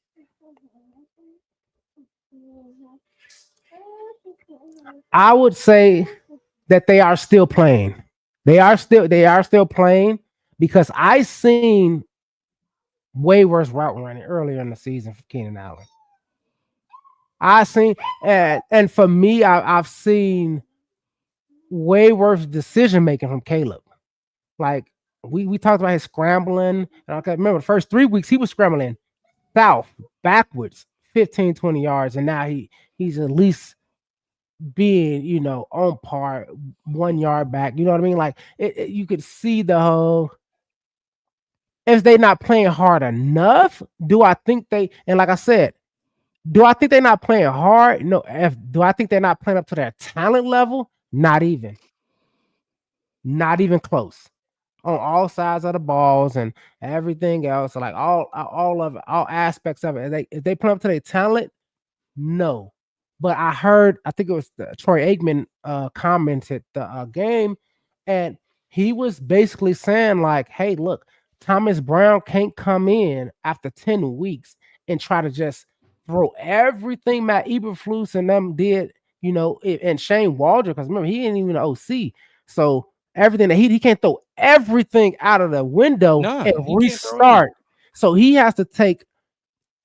It's kind of like cooking in the kitchen. Like, oh, you have to leave and I have to finish what you're doing. What's it? What, this in the oven and this over here? You still got to sear this and chop this and this. Okay, so all I can do is make the best out of what's already been started. I feel like that's what Thomas Brown is at. So to demonize, I think, to your point, the players could play better. I'm not saying that effort is lacking. I won't say it's 100% effort either on top of it, because I see some 100% effort plays. I see some 100% effort things throughout these games, but it's like y'all have to stay consistent with that kind of thing. At the same time, you hit it on the head though, like you said. I mean, you absolutely can't revamp. You can't change. You can't reinvent the wheel. That's what that's what they've been saying. You can't. And that's what I kind of been saying about the defense too. That's been going on lately. Eric Washington ain't changing nothing. What we doing? We run Tampa 2. That's one of the most basic defensive schemes in the NFL or in football. Yeah, you can't do too much. I mean, especially on 3rd and long, you're gonna sit back, let them throw the ball to Aaron Jones for 10 yards, and hopefully you can rally and make the tackle. We weren't making the tackle today, but like you said, I mean, Thomas Brown, and he's working with what he was left from the other. You don't think? I guarantee you, Thomas Brown and Eric Washington, they wish they had this team from the beginning of the year. From the jump. They wish they had this roster. You know what I mean? So I mean, they just making do making best out of a situation that was left. Right. And that gets me back to what I said after the London game before we went on the streak, was when you was talking about, is Eberflus coaching the reason we was 4-2, or was the talent? I was like, I think the talent is, because remember, 4 out of those 6 games, we didn't even have Keenan Allen. You know what I mean? So was it the talent? I think it was the talent of the guys out there doing it, because we didn't see Eberflus do anything magnificent as far as being a head coach defensively, or we didn't see nothing that Shane Waldron did as the OC, calling plays that was magnificent. That was, oh man, Andy Reid, like, this is you see it and you like, yeah, that's Shane Waldron's offense right there. That's what Shane Waldron's offense does. Or that defense, like, that's what Matt Eberflus defense does. It was like 3rd, 4th generation Lovie Smith defense. Like, they great granddaddies was that great defense that started it, and then y'all just, y'all already made it. Y'all, like, Will and Carlton are the Bel Airs. Y'all families done made the money already. Y'all just Rothschilds and Rockefellers. Y'all just inherited it. Y'all got trust fund babies. Yeah, y'all you a trust fund. Hey, the Bears right now is a trust fund defense. They addicts. They need to go to rehab. They just going off of what they family did before them, and that's what hurt our feelings. I heard a laugh in the background, but I don't know if that was for me or what. But still, that's what it feel like. The fuck? I thought I heard a laugh. I don't know if it could have been a laugh in my house. I don't know. I just heard a laugh, but yeah, that's how it feels. It's like y'all just going off of what we used to be, or what y'all even was last season. Right. And y'all ain't that now. Look, let's listen to our quarterback, the guy that's been taking the most heat out of anybody, any player, any person involved with this team, Caleb Williams. Man, look, chat, go easy on my boy. I know y'all can't wait to hit the ums. Whatever. Let's get the ums out of here. He gonna say a lot. He gonna say, hey man, that's my thing. Everybody, I know for a fucking fact, because first of all, I'm good at speaking, at public speaking, and all that. I know for a fact when y'all did class projects or any of that shit in high school, college, or whatever it was, y'all went up there and was saying y'all ain't like, come on, man. Are we really talking about the Y'all And want that's the thing that's Justin, killing who me, Justin man. said didn't say too much of shit, and he was monotone the whole time and couldn't wait to get the fuck up out of there. Oh man, That's because he I couldn't get say it. what he wanted to say. He felt like he couldn't say what he wanted to say. That is true. But Chris, the arms gonna come. The arms is who he is. Embrace it. That's our quarterback. yeah, So yeah, he you're did gonna Mama be Blues. hearing what He did had what she that. say? She said JF had that mug. He had that little mean mug that Oh I yeah, don't Jay. even want to Yeah. talk. He I don't even was want to talk to y'all. what? Y'all seen it. Y'all seen the film. Y'all see me run for 85 yards for a touchdown and we still lost by 26. Let's Man. listen to Caleb Williams at the podium, and then right after we gonna get into some Chef Wes Grays. All right. How are you feeling physically right now? I'm Sore. I think I got a couple bruises and Mhm. contusions. Mhm. I think I got to do a better job of hydrating and recovering throughout the week. To try and flush out, some of these bruises and things like that that I have, and contusions and all of that. Get in the weight room, to be able to keep, my muscles and everything where they need to be for these last couple games of the regular season, and being able to, stand strong and feel good and healthy, Right. in these last couple games, as I did in the first half Has there of been the season. Caleb, has there been an accumulation effect to all these sacks and hits you're taking, maybe taking a toll on you, not just physically but mentally as well? I wouldn't say mentally. Obviously, there are trucks, then there's Oh, the truck. Don't buy it. The GMC That Sierra. GMC probably cost. Did you just pay with PayPal? Yeah. 85,000. 85,000. It would. basically physically, let's put it in this context, is say you're getting three car accidents and a month, you're gonna feel it, and that's what a hit is in football, is if y'all didn't know, a football, and getting hit, especially when you can't deliver a hit to somebody, as in like running the ball. You take those over amount of time, and it builds up. But like I said before, I got to do well with hydrating, do well with working out, and all of that, and stay to my routine. And it's kept me healthy throughout the whole year, and got to keep going. Caleb, how do you make sense of where you're standing right now, where you guys are out of the playoffs? You're 4-10. The offense just scored 12 points. I'm sure none of this is what you expected. How do you make sense of where you're at? No, everybody said we had the best to go from here? situation for rookie quarterback. Where to go from here is I have another game coming up in a few days, and so gotta go and watch the film. I gotta find ways to get better. They did well on defense today. Didn't bring as many cover zeros as I thought they would bring, and as we thought they would bring. They played a little bit more coverage and zone.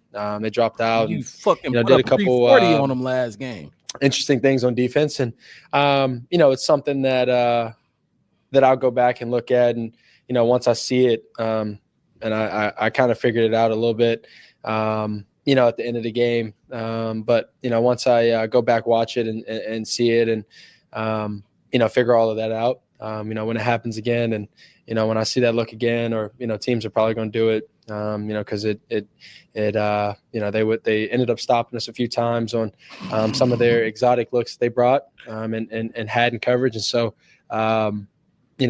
just being able to find ways to get better myself and the team, and then looking forward to this week. The first part of that question, though, the reality of where you're at and how your rookie season has gone. It's almost over now. How you've arrived here. Yeah, it's been frustrating and encouraging. I would say the frustrating part is obviously we're on a how many games now? 8. Yeah, 8-game losing streak, and that's not. Like I've said before, it's new to me. I haven't experienced anything like this, so that's the frustrating part. The encouraging part is Well, how you much here we now, fight as a Caleb. team. The encouraging part is us as a team being able to go through, and myself included, being able to go through kind of all of what's happened this year. Me not playing well in the beginning of the season, and feeling like I was seeing it well, and then been able to find ways to keep growing, keep progressing, through those times that I was frustrated then, and then coaches getting fired, and all of this stuff that's going on 4-10 right now. So being able to wake up, be consistent, do that every day, with how it's been going is encouraging for me. It's encouraging for this team, and we got to keep going. But yeah, it's been encouraging, but also frustrating for myself. 2 short weeks coming up. Yeah. Back to back quickly. What's the process of troubleshooting and also growing when you've got a tight time frame to do it? Yeah, obviously it's a quick turnaround. These next 2, I believe, and so being able to get in there, watch the film, go over that quickly, figure out ways that I can be better, the team can be better, coaches, everybody, and then from there, obviously we gotta get going on this game plan for Detroit. I believe is in a few days, and so being able to correct and then move on very fast is something that we have to do right here, right now, and so I think that's the next step. The amount of times you've been kind of under pressure this season, regardless of if it's the line or play or what have you, how much has that hindered you or kept you from getting that rhythm you talked about this week, that just wanted to get in a rhythm? How difficult is that when you've been pressured as much as you have? Yeah, obviously. AC, I'm sure y'all all said for y'all defensive presentations. Come on, coaches and players' job is to not allow offenses and QBs and running backs, wide receivers, everybody get in the rhythm. And so we just got to find ways to be efficient in the first half, find ways to keep the ball moving, find ways to simply put points on the board. It's tough when the other team's scoring in the first half and you're not scoring, and you got to come out in the second half and have these comeback games. Hit that like button, subscribe to the channel. You put pressure on the offense and the defense, to hold them to where they're at, and you got to go now score. So just playing efficient football. Us all of us respecting the game, and what it takes to win. And so I think that's the answer to that one. On the touchdown that was called back for the legal substitution, can you kind of describe the self-inflicted nature of that, just being that close, and then it's a penalty there, it's a holding penalty later that just you guys can't capitalize on a touchdown, you got to settle for the field goal? Yeah, it's frustrating because we practice so much, and I don't know if we reported is what we call it, report to the ref while we were running on the field or not, but the ref didn't see it. I believe right in that moment I heard him say that he reported, and when he was on the field, and ref didn't see it. And so having self-inflicted wounds right there on that touchdown, and then we get back that we score again, and have another self-inflicted wound. It's challenging because scoring in this league is tough. Winning games is tough, and you got to score to be able to win. And so taking those points off the board, I think it was obviously it obviously hurt us in that moment because that was such a big moment for us, and we end up having to settle. So we got to get better. We got to not have self-inflicted wounds, whether it's penalties and face masks or. Oh, y'all know what time it is. Commercial.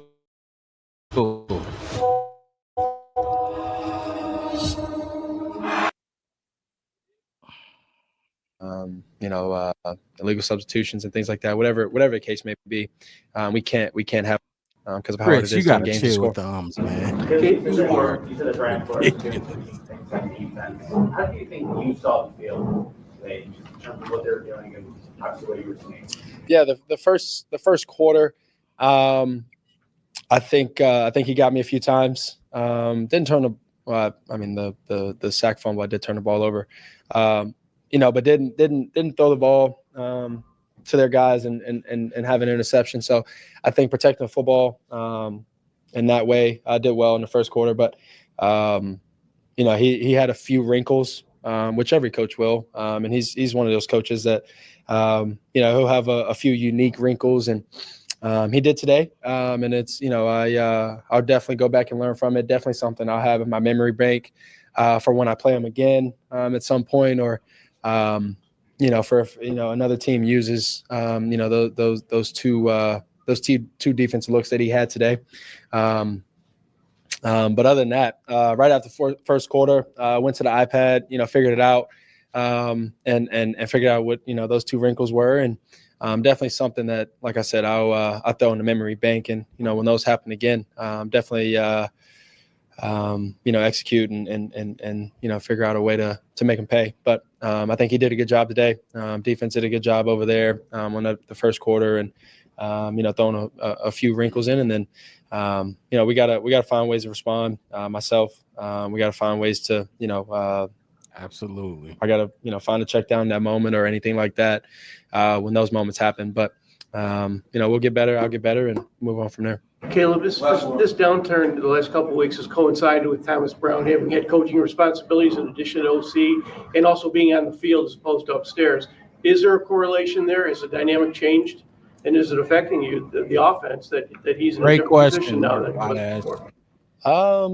I couldn't tell you if it was a correlation or anything, but I think he's calling the game the same way. I think that he as he would then. I think he's still getting the plays in fast. I think he's calling the same plays that he would have called, or calling it the same way. I think we just got to go out there and execute. I think we, there's a few times where even myself didn't execute, whether it was emotion, whether it was the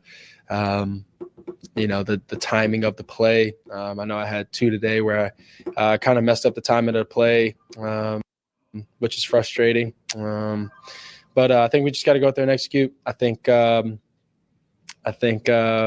got to be better overall, just all of us, players, coaches.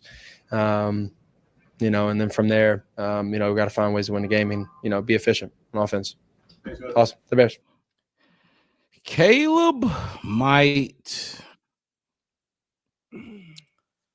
need to hit the books a little more.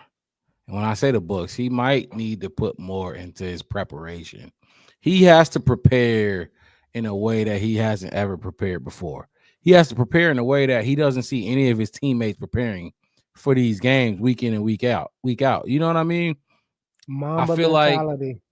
Like exactly. Because that's what it's going to take to be successful in this Bears organization. It's that simple.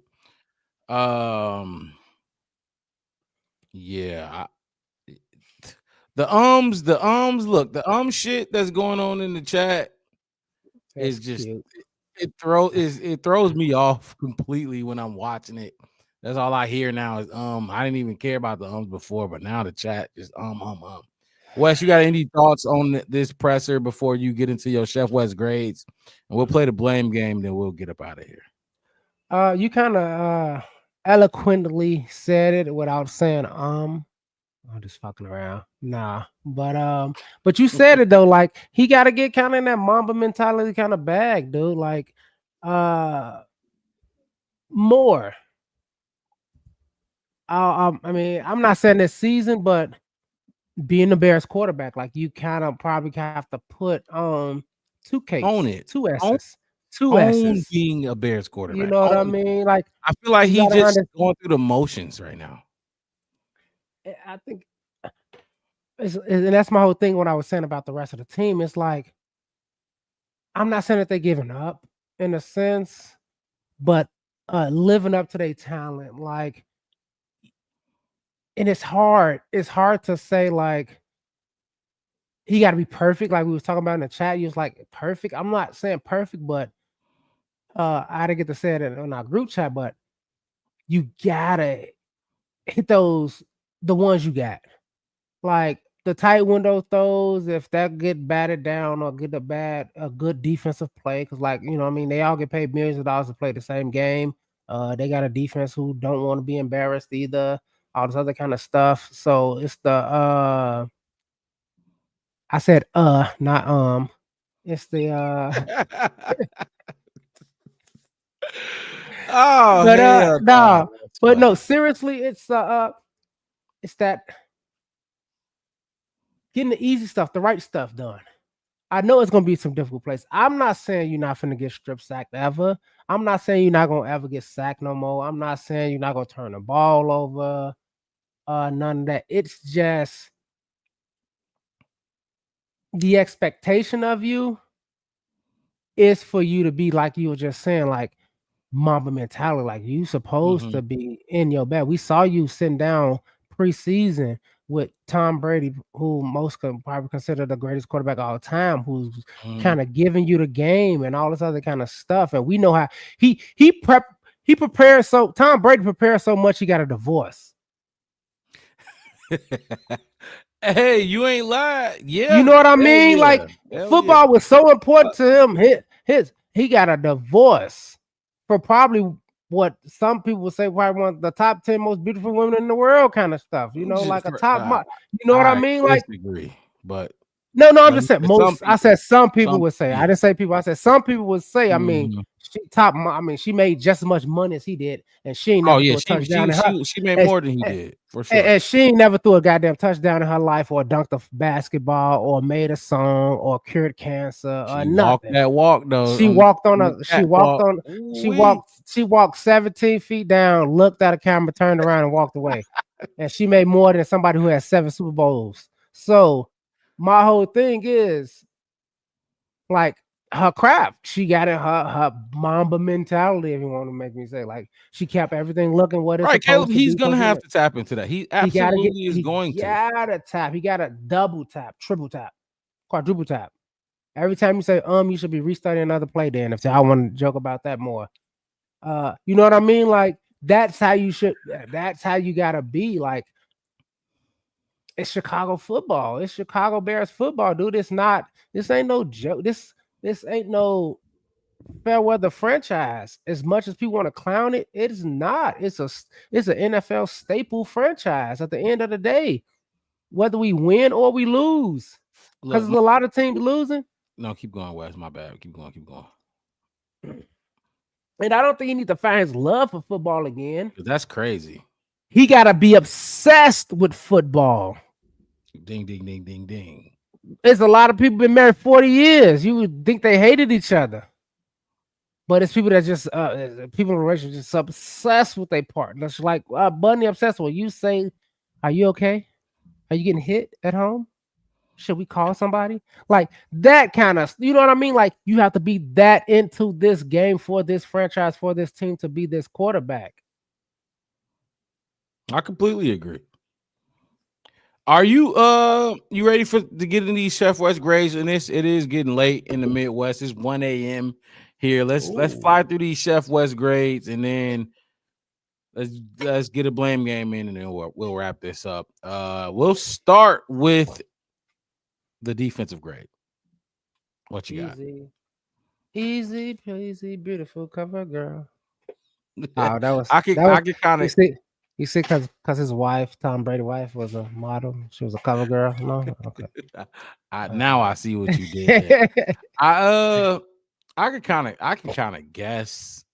Actually, I don't know because let's see what you got for the defense. I got it. Hold on. Let me. Chris, you'd get 2 grades. Your football takes F for sure. Yo, podcast support grade, definitely an A. Definitely an A. And definitely appreciate you being in the chat. Chris also gave a C. You gave a F to the defense. That is wild. I wouldn't go that far. And my whole thing is this. I think the only Talk thing the to us. defense actually did was the interception. Because let me look back again, because I don't remember They a sack. kept the game close for a while. Longer than I think it should have. In my opinion, Professor West, in this case, you ain't Chef West right now, you Professor West. They kept it close. I can change outfits. I can turn it to a suit and tie next time. Put my blazer on with the patches on the elbows, like a Harvard chef. I mean, a Harvard. Okay, that was one. Oh, and TJ got that one. Oh, that was good. Still 7 for 14 on third down is crazy. That is unacceptable. 329 total yards. They got two sacks. Two sacks. They had an interception. Yeah. That third down percentage, I don't like that. I don't like 50% on third down. F is a little steep for me, Wes. F. And now that I went through, now let me get where you going. One of those sacks was an all-out blitz where we outnumbered them. That was the only reason we got the blitz because TJ came. Because TJ came free. You get TJ 6 came against free. 5. That's how you do it. That should have been in the first and second quarter, not the fourth. If we want to talk about Caleb being great in the fourth quarter, our defense shouldn't be doing great stuff. The interception was great. Good for you, Tyreek. I mean, like I said, it's going to go in your career and all that kind of stuff, but a bat down would have been better. It would have given us better field position. I'm here to critique. Offense keeps the defense on the field too long. That's true sometimes. Not tonight. Tonight, it was a lot of 13 play drives by that goddamn Vikings offense. That ain't got nothing to do with Caleb. If you allowing a team to get 13 play drives, 10 play drives, 11, that ain't on Caleb now. That ain't on Caleb. You know what that's on? You know why they got the F? The biggest reason they got the F? Because what's the one thing everybody on defense has to be doing? Every single one of them. That's everybody's job. The football. Tackle. Oh yeah, you have to be tackling. If you're a defensive lineman and you got somebody in your arms with the ball, you should tackle them. If you're a linebacker and you got somebody in your arms with the ball, tackle them. Cornerbacks, tackle them. Safeties, tackle them. Tackle the ref with them too. Put them all down in the dirt. We had too many broken tackles. Absolutely too many. When I comment on that play and you was like, I think TJ was in there. You was like, TJ was supposed to tackle him. I'm like, yeah, I think it would have been a difficult thing, but shoestring tackle. Do better. It's like tackle. It don't have to be a clean tackle. It could be our tackles were not. They weren't tackling. Right. It wasn't like they was forcing them back to have gang tackling. You know what I mean? Right. Or East and West, where they didn't get more yards. Most of those tackles, they were falling forward. They were getting one or two. They weren't even tackling. They wasn't. That's what I'm saying. They were still getting tackles. They were still getting 2 yards once you started trying to tackle them. They were still getting 2, 3, 4 yards after that. Chris said, "What is the time of possession today?" It was virtually even. It was 30 minutes and 6 seconds for the Bears. Yeah, there you go. You went and found it yourself, Chris. I ain't even had to put it out there. But yeah, it was virtually 30 minutes and 6 seconds for the Bears and 29 minutes and 54 seconds for the Vikings tonight. Yeah. So it was about virtually even. Go ahead, Wes. No, and that's another thing I said when I looked it up on Saturday. Remember, I told you I was looking at the stats, and I was like, it was making my stomach hurt because I'm trying to figure out how we lost by 3. But it's what you just said, the third down difference. Yes. Oh, we were 1 for 11. 1 for 11. 12.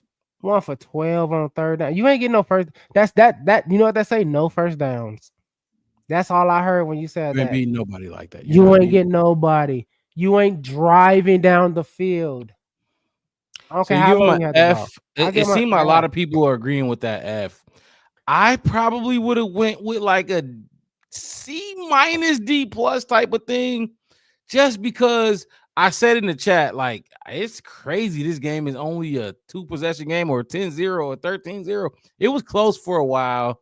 And it looked like one of the Bears' patented second half comeback. Yeah, but it's because I think the Vikings were like, okay, last time we tried to just run these team over and we kind of gassed out.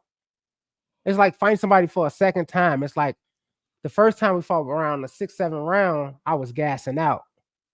And I won, by split decision at the end. So what I'm gonna do is this next time I know he can go with me toe to toe 7 rounds. I will make sure I'm still fresh for at least round 8, 9, and 10, so I can make sure I win. And I felt like that's what they were doing because I mean, even though the stats, like I think Jefferson had maybe like 78 yards, 75, something like that, and the Addison had like 68, 6, something like that. I think Addison last time had over 100, and I think. Yeah, he had right. So he's 100 yards shorter than what he had last time. And then I think Jefferson had maybe 40 yards more than he had because I think the last time he had like 35 or 40 with no touchdowns or something like that. So it's like this. Let's not let them do what they did last time.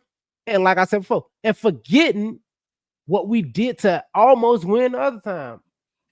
Yes, Chris, I will have to agree with you. Chris, And ain't gonna let the go. Let's move to your next grade, Wes. Let's get to your next grade. I got offense. Let's do coaching first. Let's do coaching before the offense. Oh yeah, that's cool because it was just basically off of what I basically was saying. ATF, the Bears looking like they're not gonna win another game for the rest of the season. We got the Seahawks in there, and it look like we ain't gonna beat them either. What that say? D- for the coaching. And it just goes back to what I was just saying about like we saw who killed us. We saw who we thought was gonna kill us. The run game wasn't too great. It was into that last kill 'em drive. They just kill 'em drive. Yeah, they're gonna run that because they want to eat up clock because they up, a couple scores. So it's kind of what you do. You eat up the score at the end in football. You hold the puck in hockey. In basketball, you make sure you use all 24 seconds, all that kind of stuff. Which is just fine. It's what it's coaching stuff. For me, it's you didn't really fix what you didn't do last time. Because, like we said, you just assumed Caleb was going to throw for 340 yards again and 2 touchdowns instead of making sure he did. Well, I mean, Brian Flores wasn't going. Like I said, they his pissed job. They I did like that last time. I know, and his job is to come back, and that's what I mean by coaching. You should have knew he wasn't. So my goal, like I said, my goal would have been, hey, look, we got to get at least 250 passing yards and maybe 80, 85 rushing yards. And let the defense just try to shut everybody out as much as we can. That, I'm not saying that's not what they game planned or whatever, because what happened. But that's what I was thinking.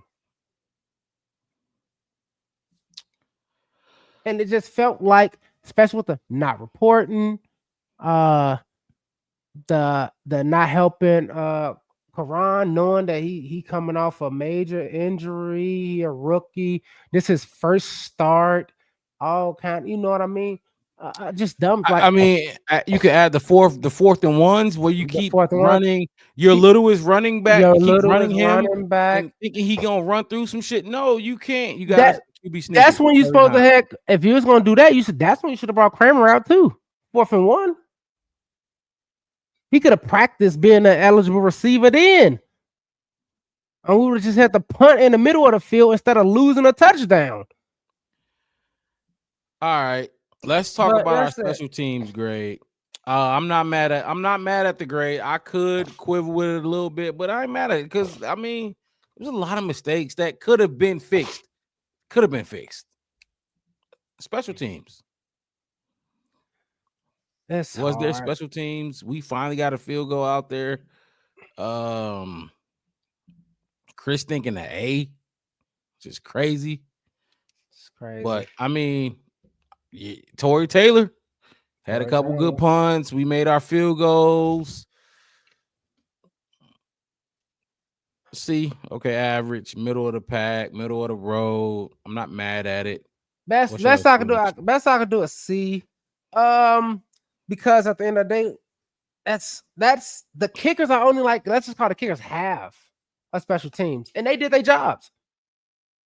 Field goals was made. Those punts, remember Torrey put a punt inside the 4.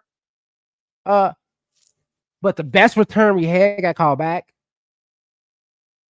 And then we barely got any returns on top of that. And if that's just because we don't got nobody return the ball because we released V-list or whatever you want to look at it is, I think on every return, a punt return, you should at least get, wherever it lands, you should at least get 10 yards back, going back your way, in your favor. Kick return, especially with how it is now, is it wrong to say I'm expecting 15, 20-yard return every time? Because you catch the ball and then you just take off. So your first, y'all run 40-yard dashes in 4 seconds. So in 2 seconds, you should be able to get 20. So is it wrong to say I'm looking for maybe 10, 15 on every return after that? On a kick return? I'm just doing math. Just trying to be right. I'm not mad. I'm not mad at the C. I'm not. And I'm just explaining. If you don't like it, it's fine. You can put your grades in the comments and the chats. It's cool. You're entitled to your opinion. This is a good one. This is a good one. I forgot about this. We didn't mention this one. They did block a punt. C plus. I'll give him a C plus. I'll bump it up. Are we nitpicking now? Because it's like,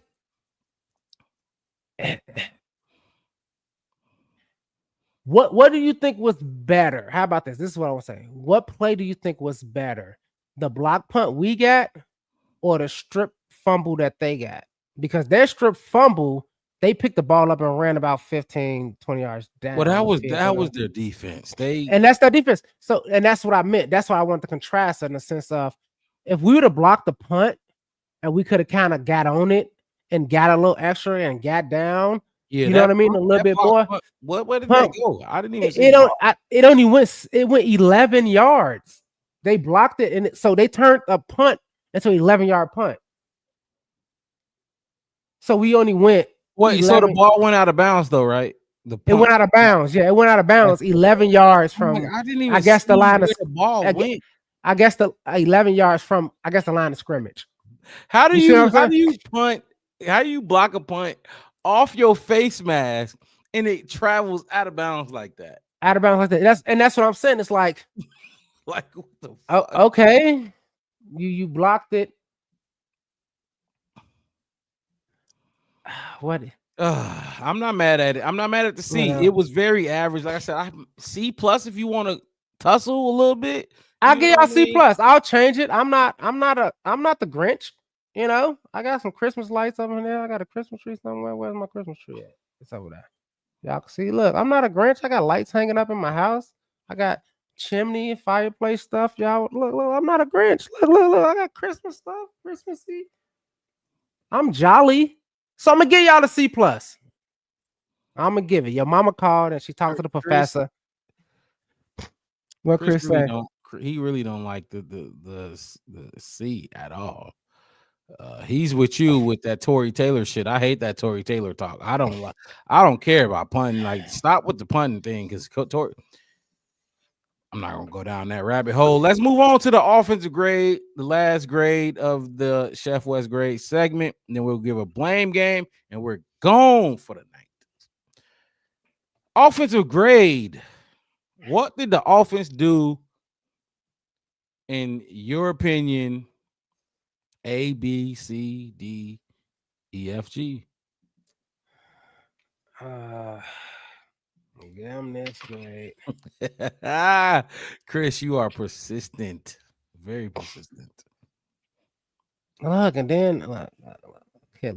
I'm just gonna do it like this because my daughter took my black marker, so I got to use multiple colors to get it seen on the camera. If y'all ain't noticed, Get to come through and pop. Pop. A D. Give him a D. I'm gonna give him a D. We got an F- in the chat. Not mad at an F-. Another F- in the chat. Damn. Hey, look. Hey, Chef West. They don't like your grades tonight. It's been. But my whole thing is this. So, all right, cool. Then I get to defend my grade after they put it in there. Like, you want to say, okay, they get an F- because they get a touchdown into the fourth and all that. That block punt was what, the end of the fourth quarter? That didn't happen in the first and second quarter. That didn't change the game. You know? Yeah, no.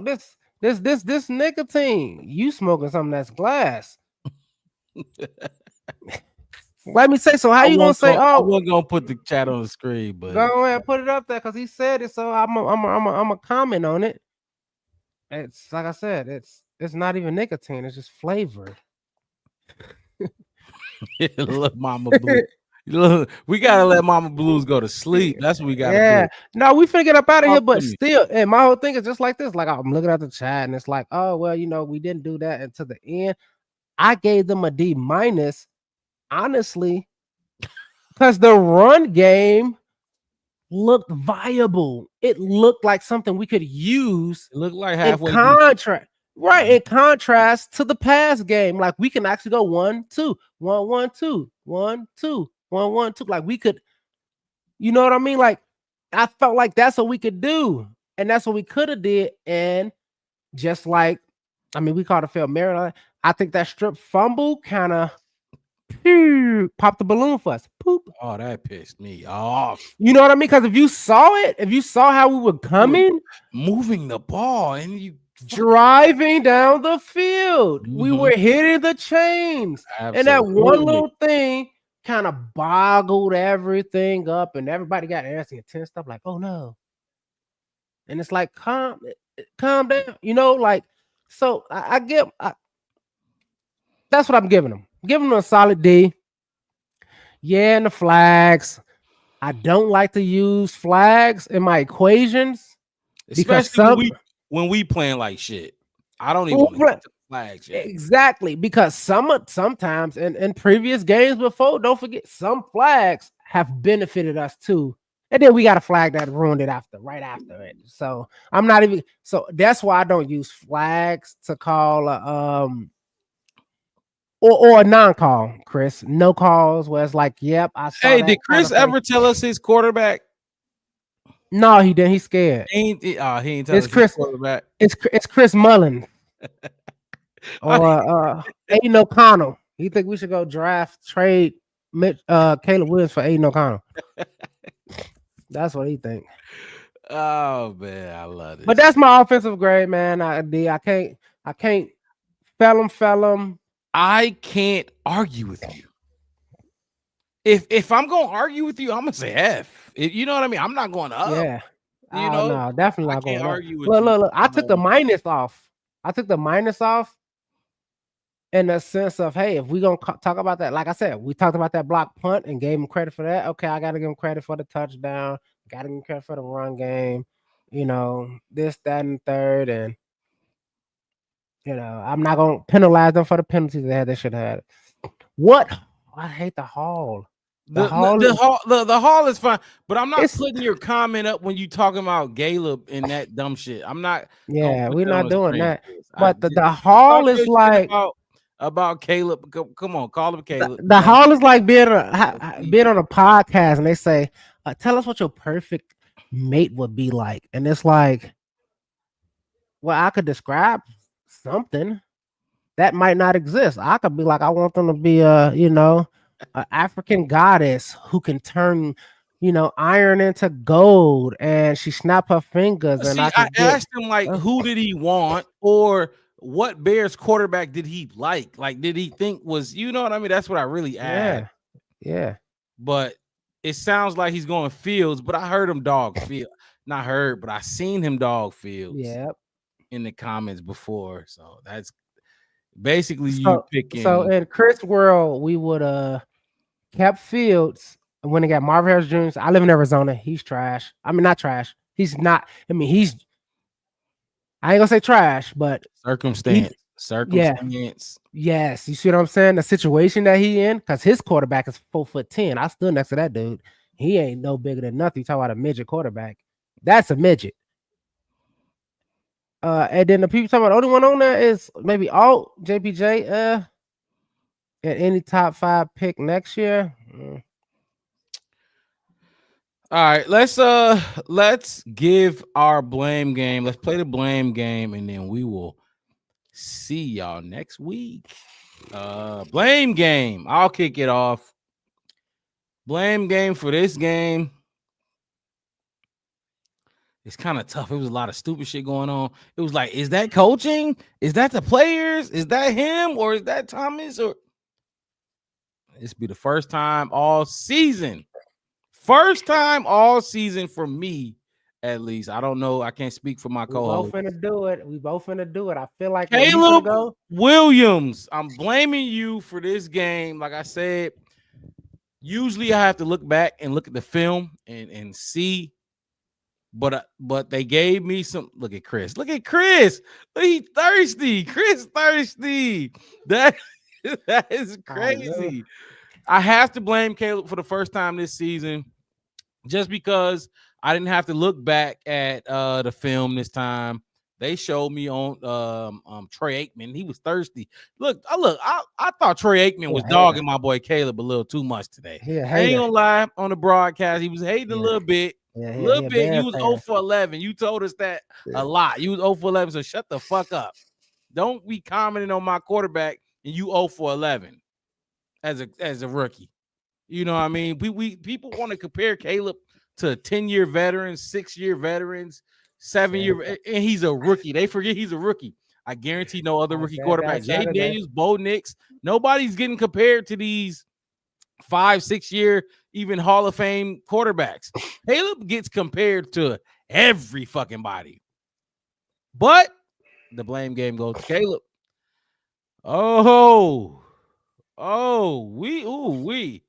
Hey, ATF coming with that shit, ain't he?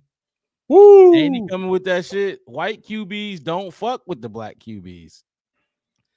My blame is going to Caleb. Like I said, I was able to see it firsthand.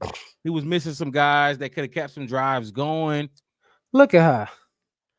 I didn't like Put our post up there. You got to put our post. I just read it. I already wrote it down. I ain't even wide receivers catching their passes would have helped Caleb out. He will. Wow. That's your blame game. The wide receiver. I was in here. I had already drew it. I picked it up. I looked at it. Listened to you. I looked at the comment. I said, put it up there because there we go.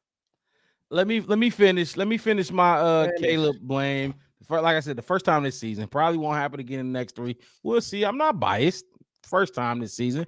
But look, he absolutely has to get rid of that football in some way, shape, or form. When he took that spear, when he got speared and he went to the sideline looking like this, that was him. That was all on him. You looking like that, and that was you. This was your fault. Throw the ball away. Stop dancing, doing all that stupid shit. My blame game goes to Caleb Williams. Make more plays in the first half, whether that's you and your offensive coordinator, whoever your team is, your crew that's behind you, leading that offense, make it happen. I'm tired of seeing the slow start. Caleb Williams is my blame game. Go ahead, Wes. Well, me and Mama Blues, we like this, baby. We like this, like that, like wait. That. We like this. It's wide receivers.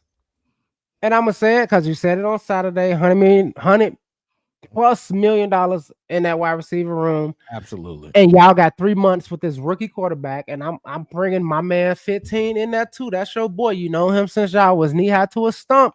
You gotta, like I said, Mamba mentality.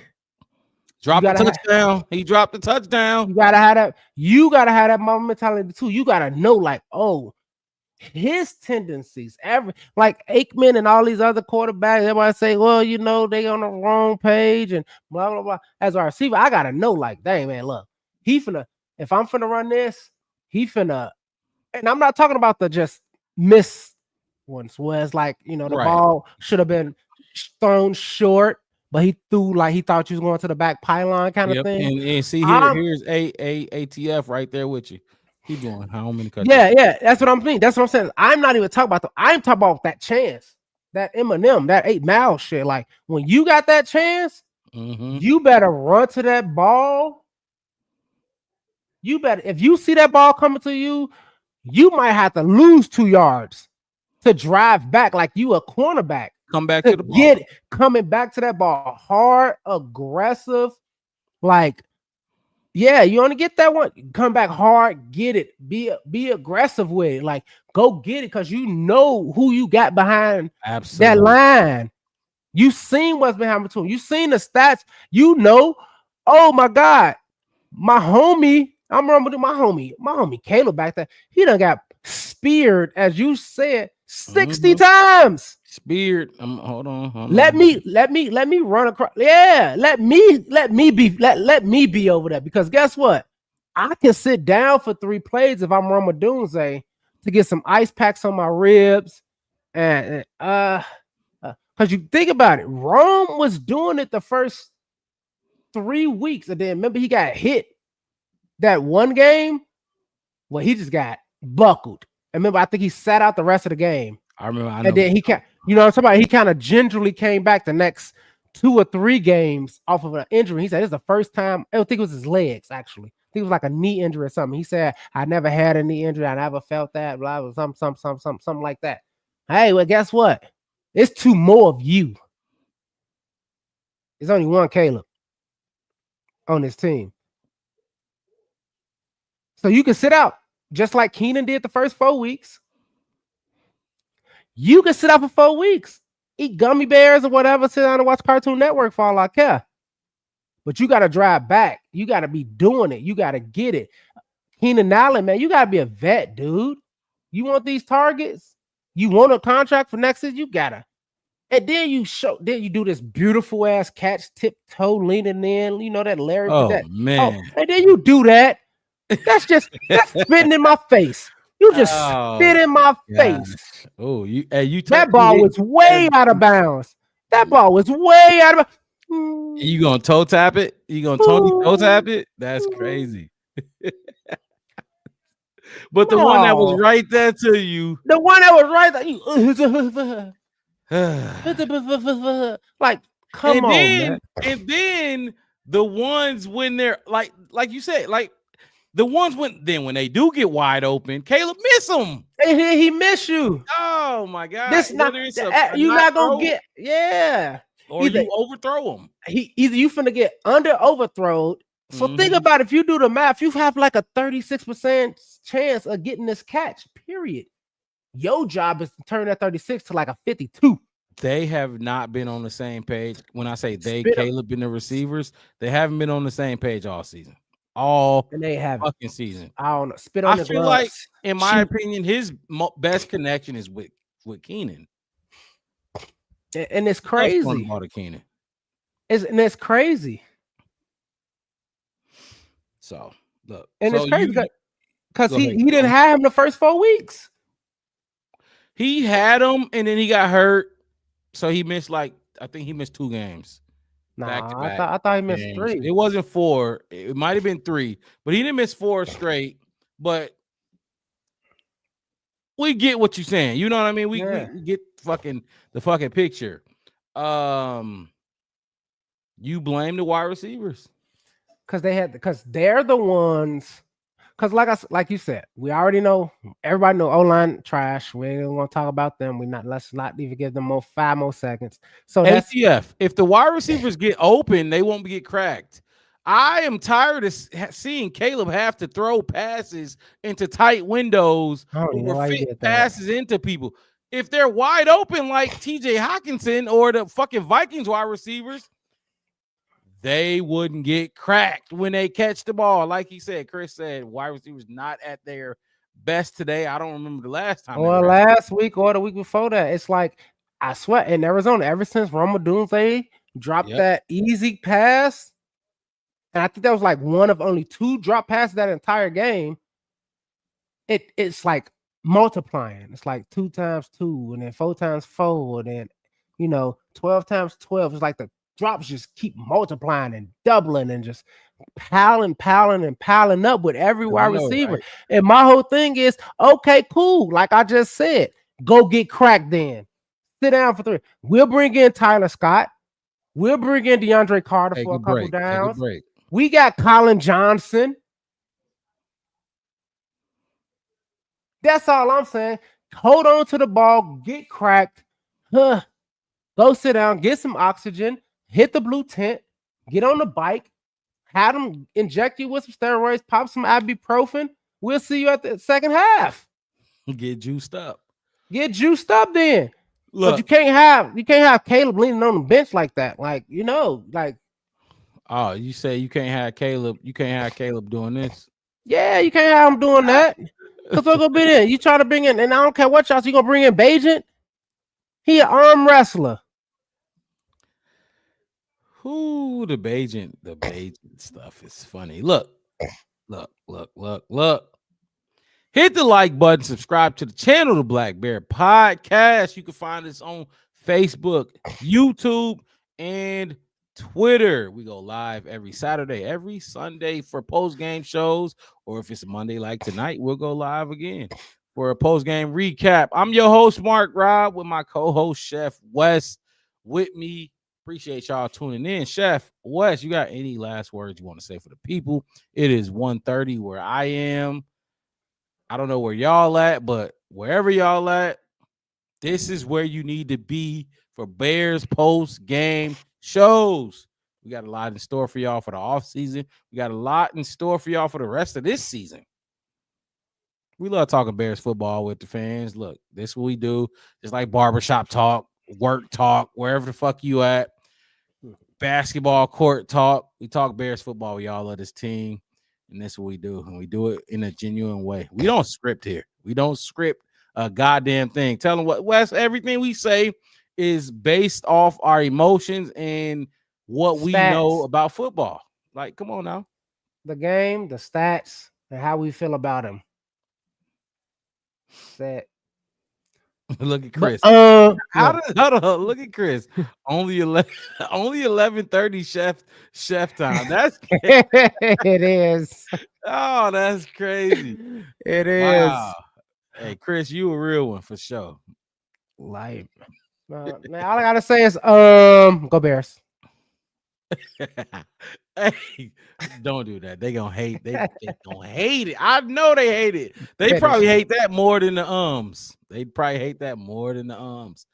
But I'm start saying go Bears. I said I'm putting them together. Get a T-shirt. Go Bears. Anything else you want to put out there before we get up out of here and see these people next week?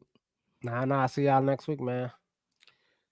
Y'all have a good night. Like I said, it's 1:30 a.m. here, but this is what we do. We don't get tired, especially when it comes to the Bears. Probably gonna be up all night thinking about the Bears. Y'all have a good rest of y'all night, or sleep tight, or see y'all next week. Peace.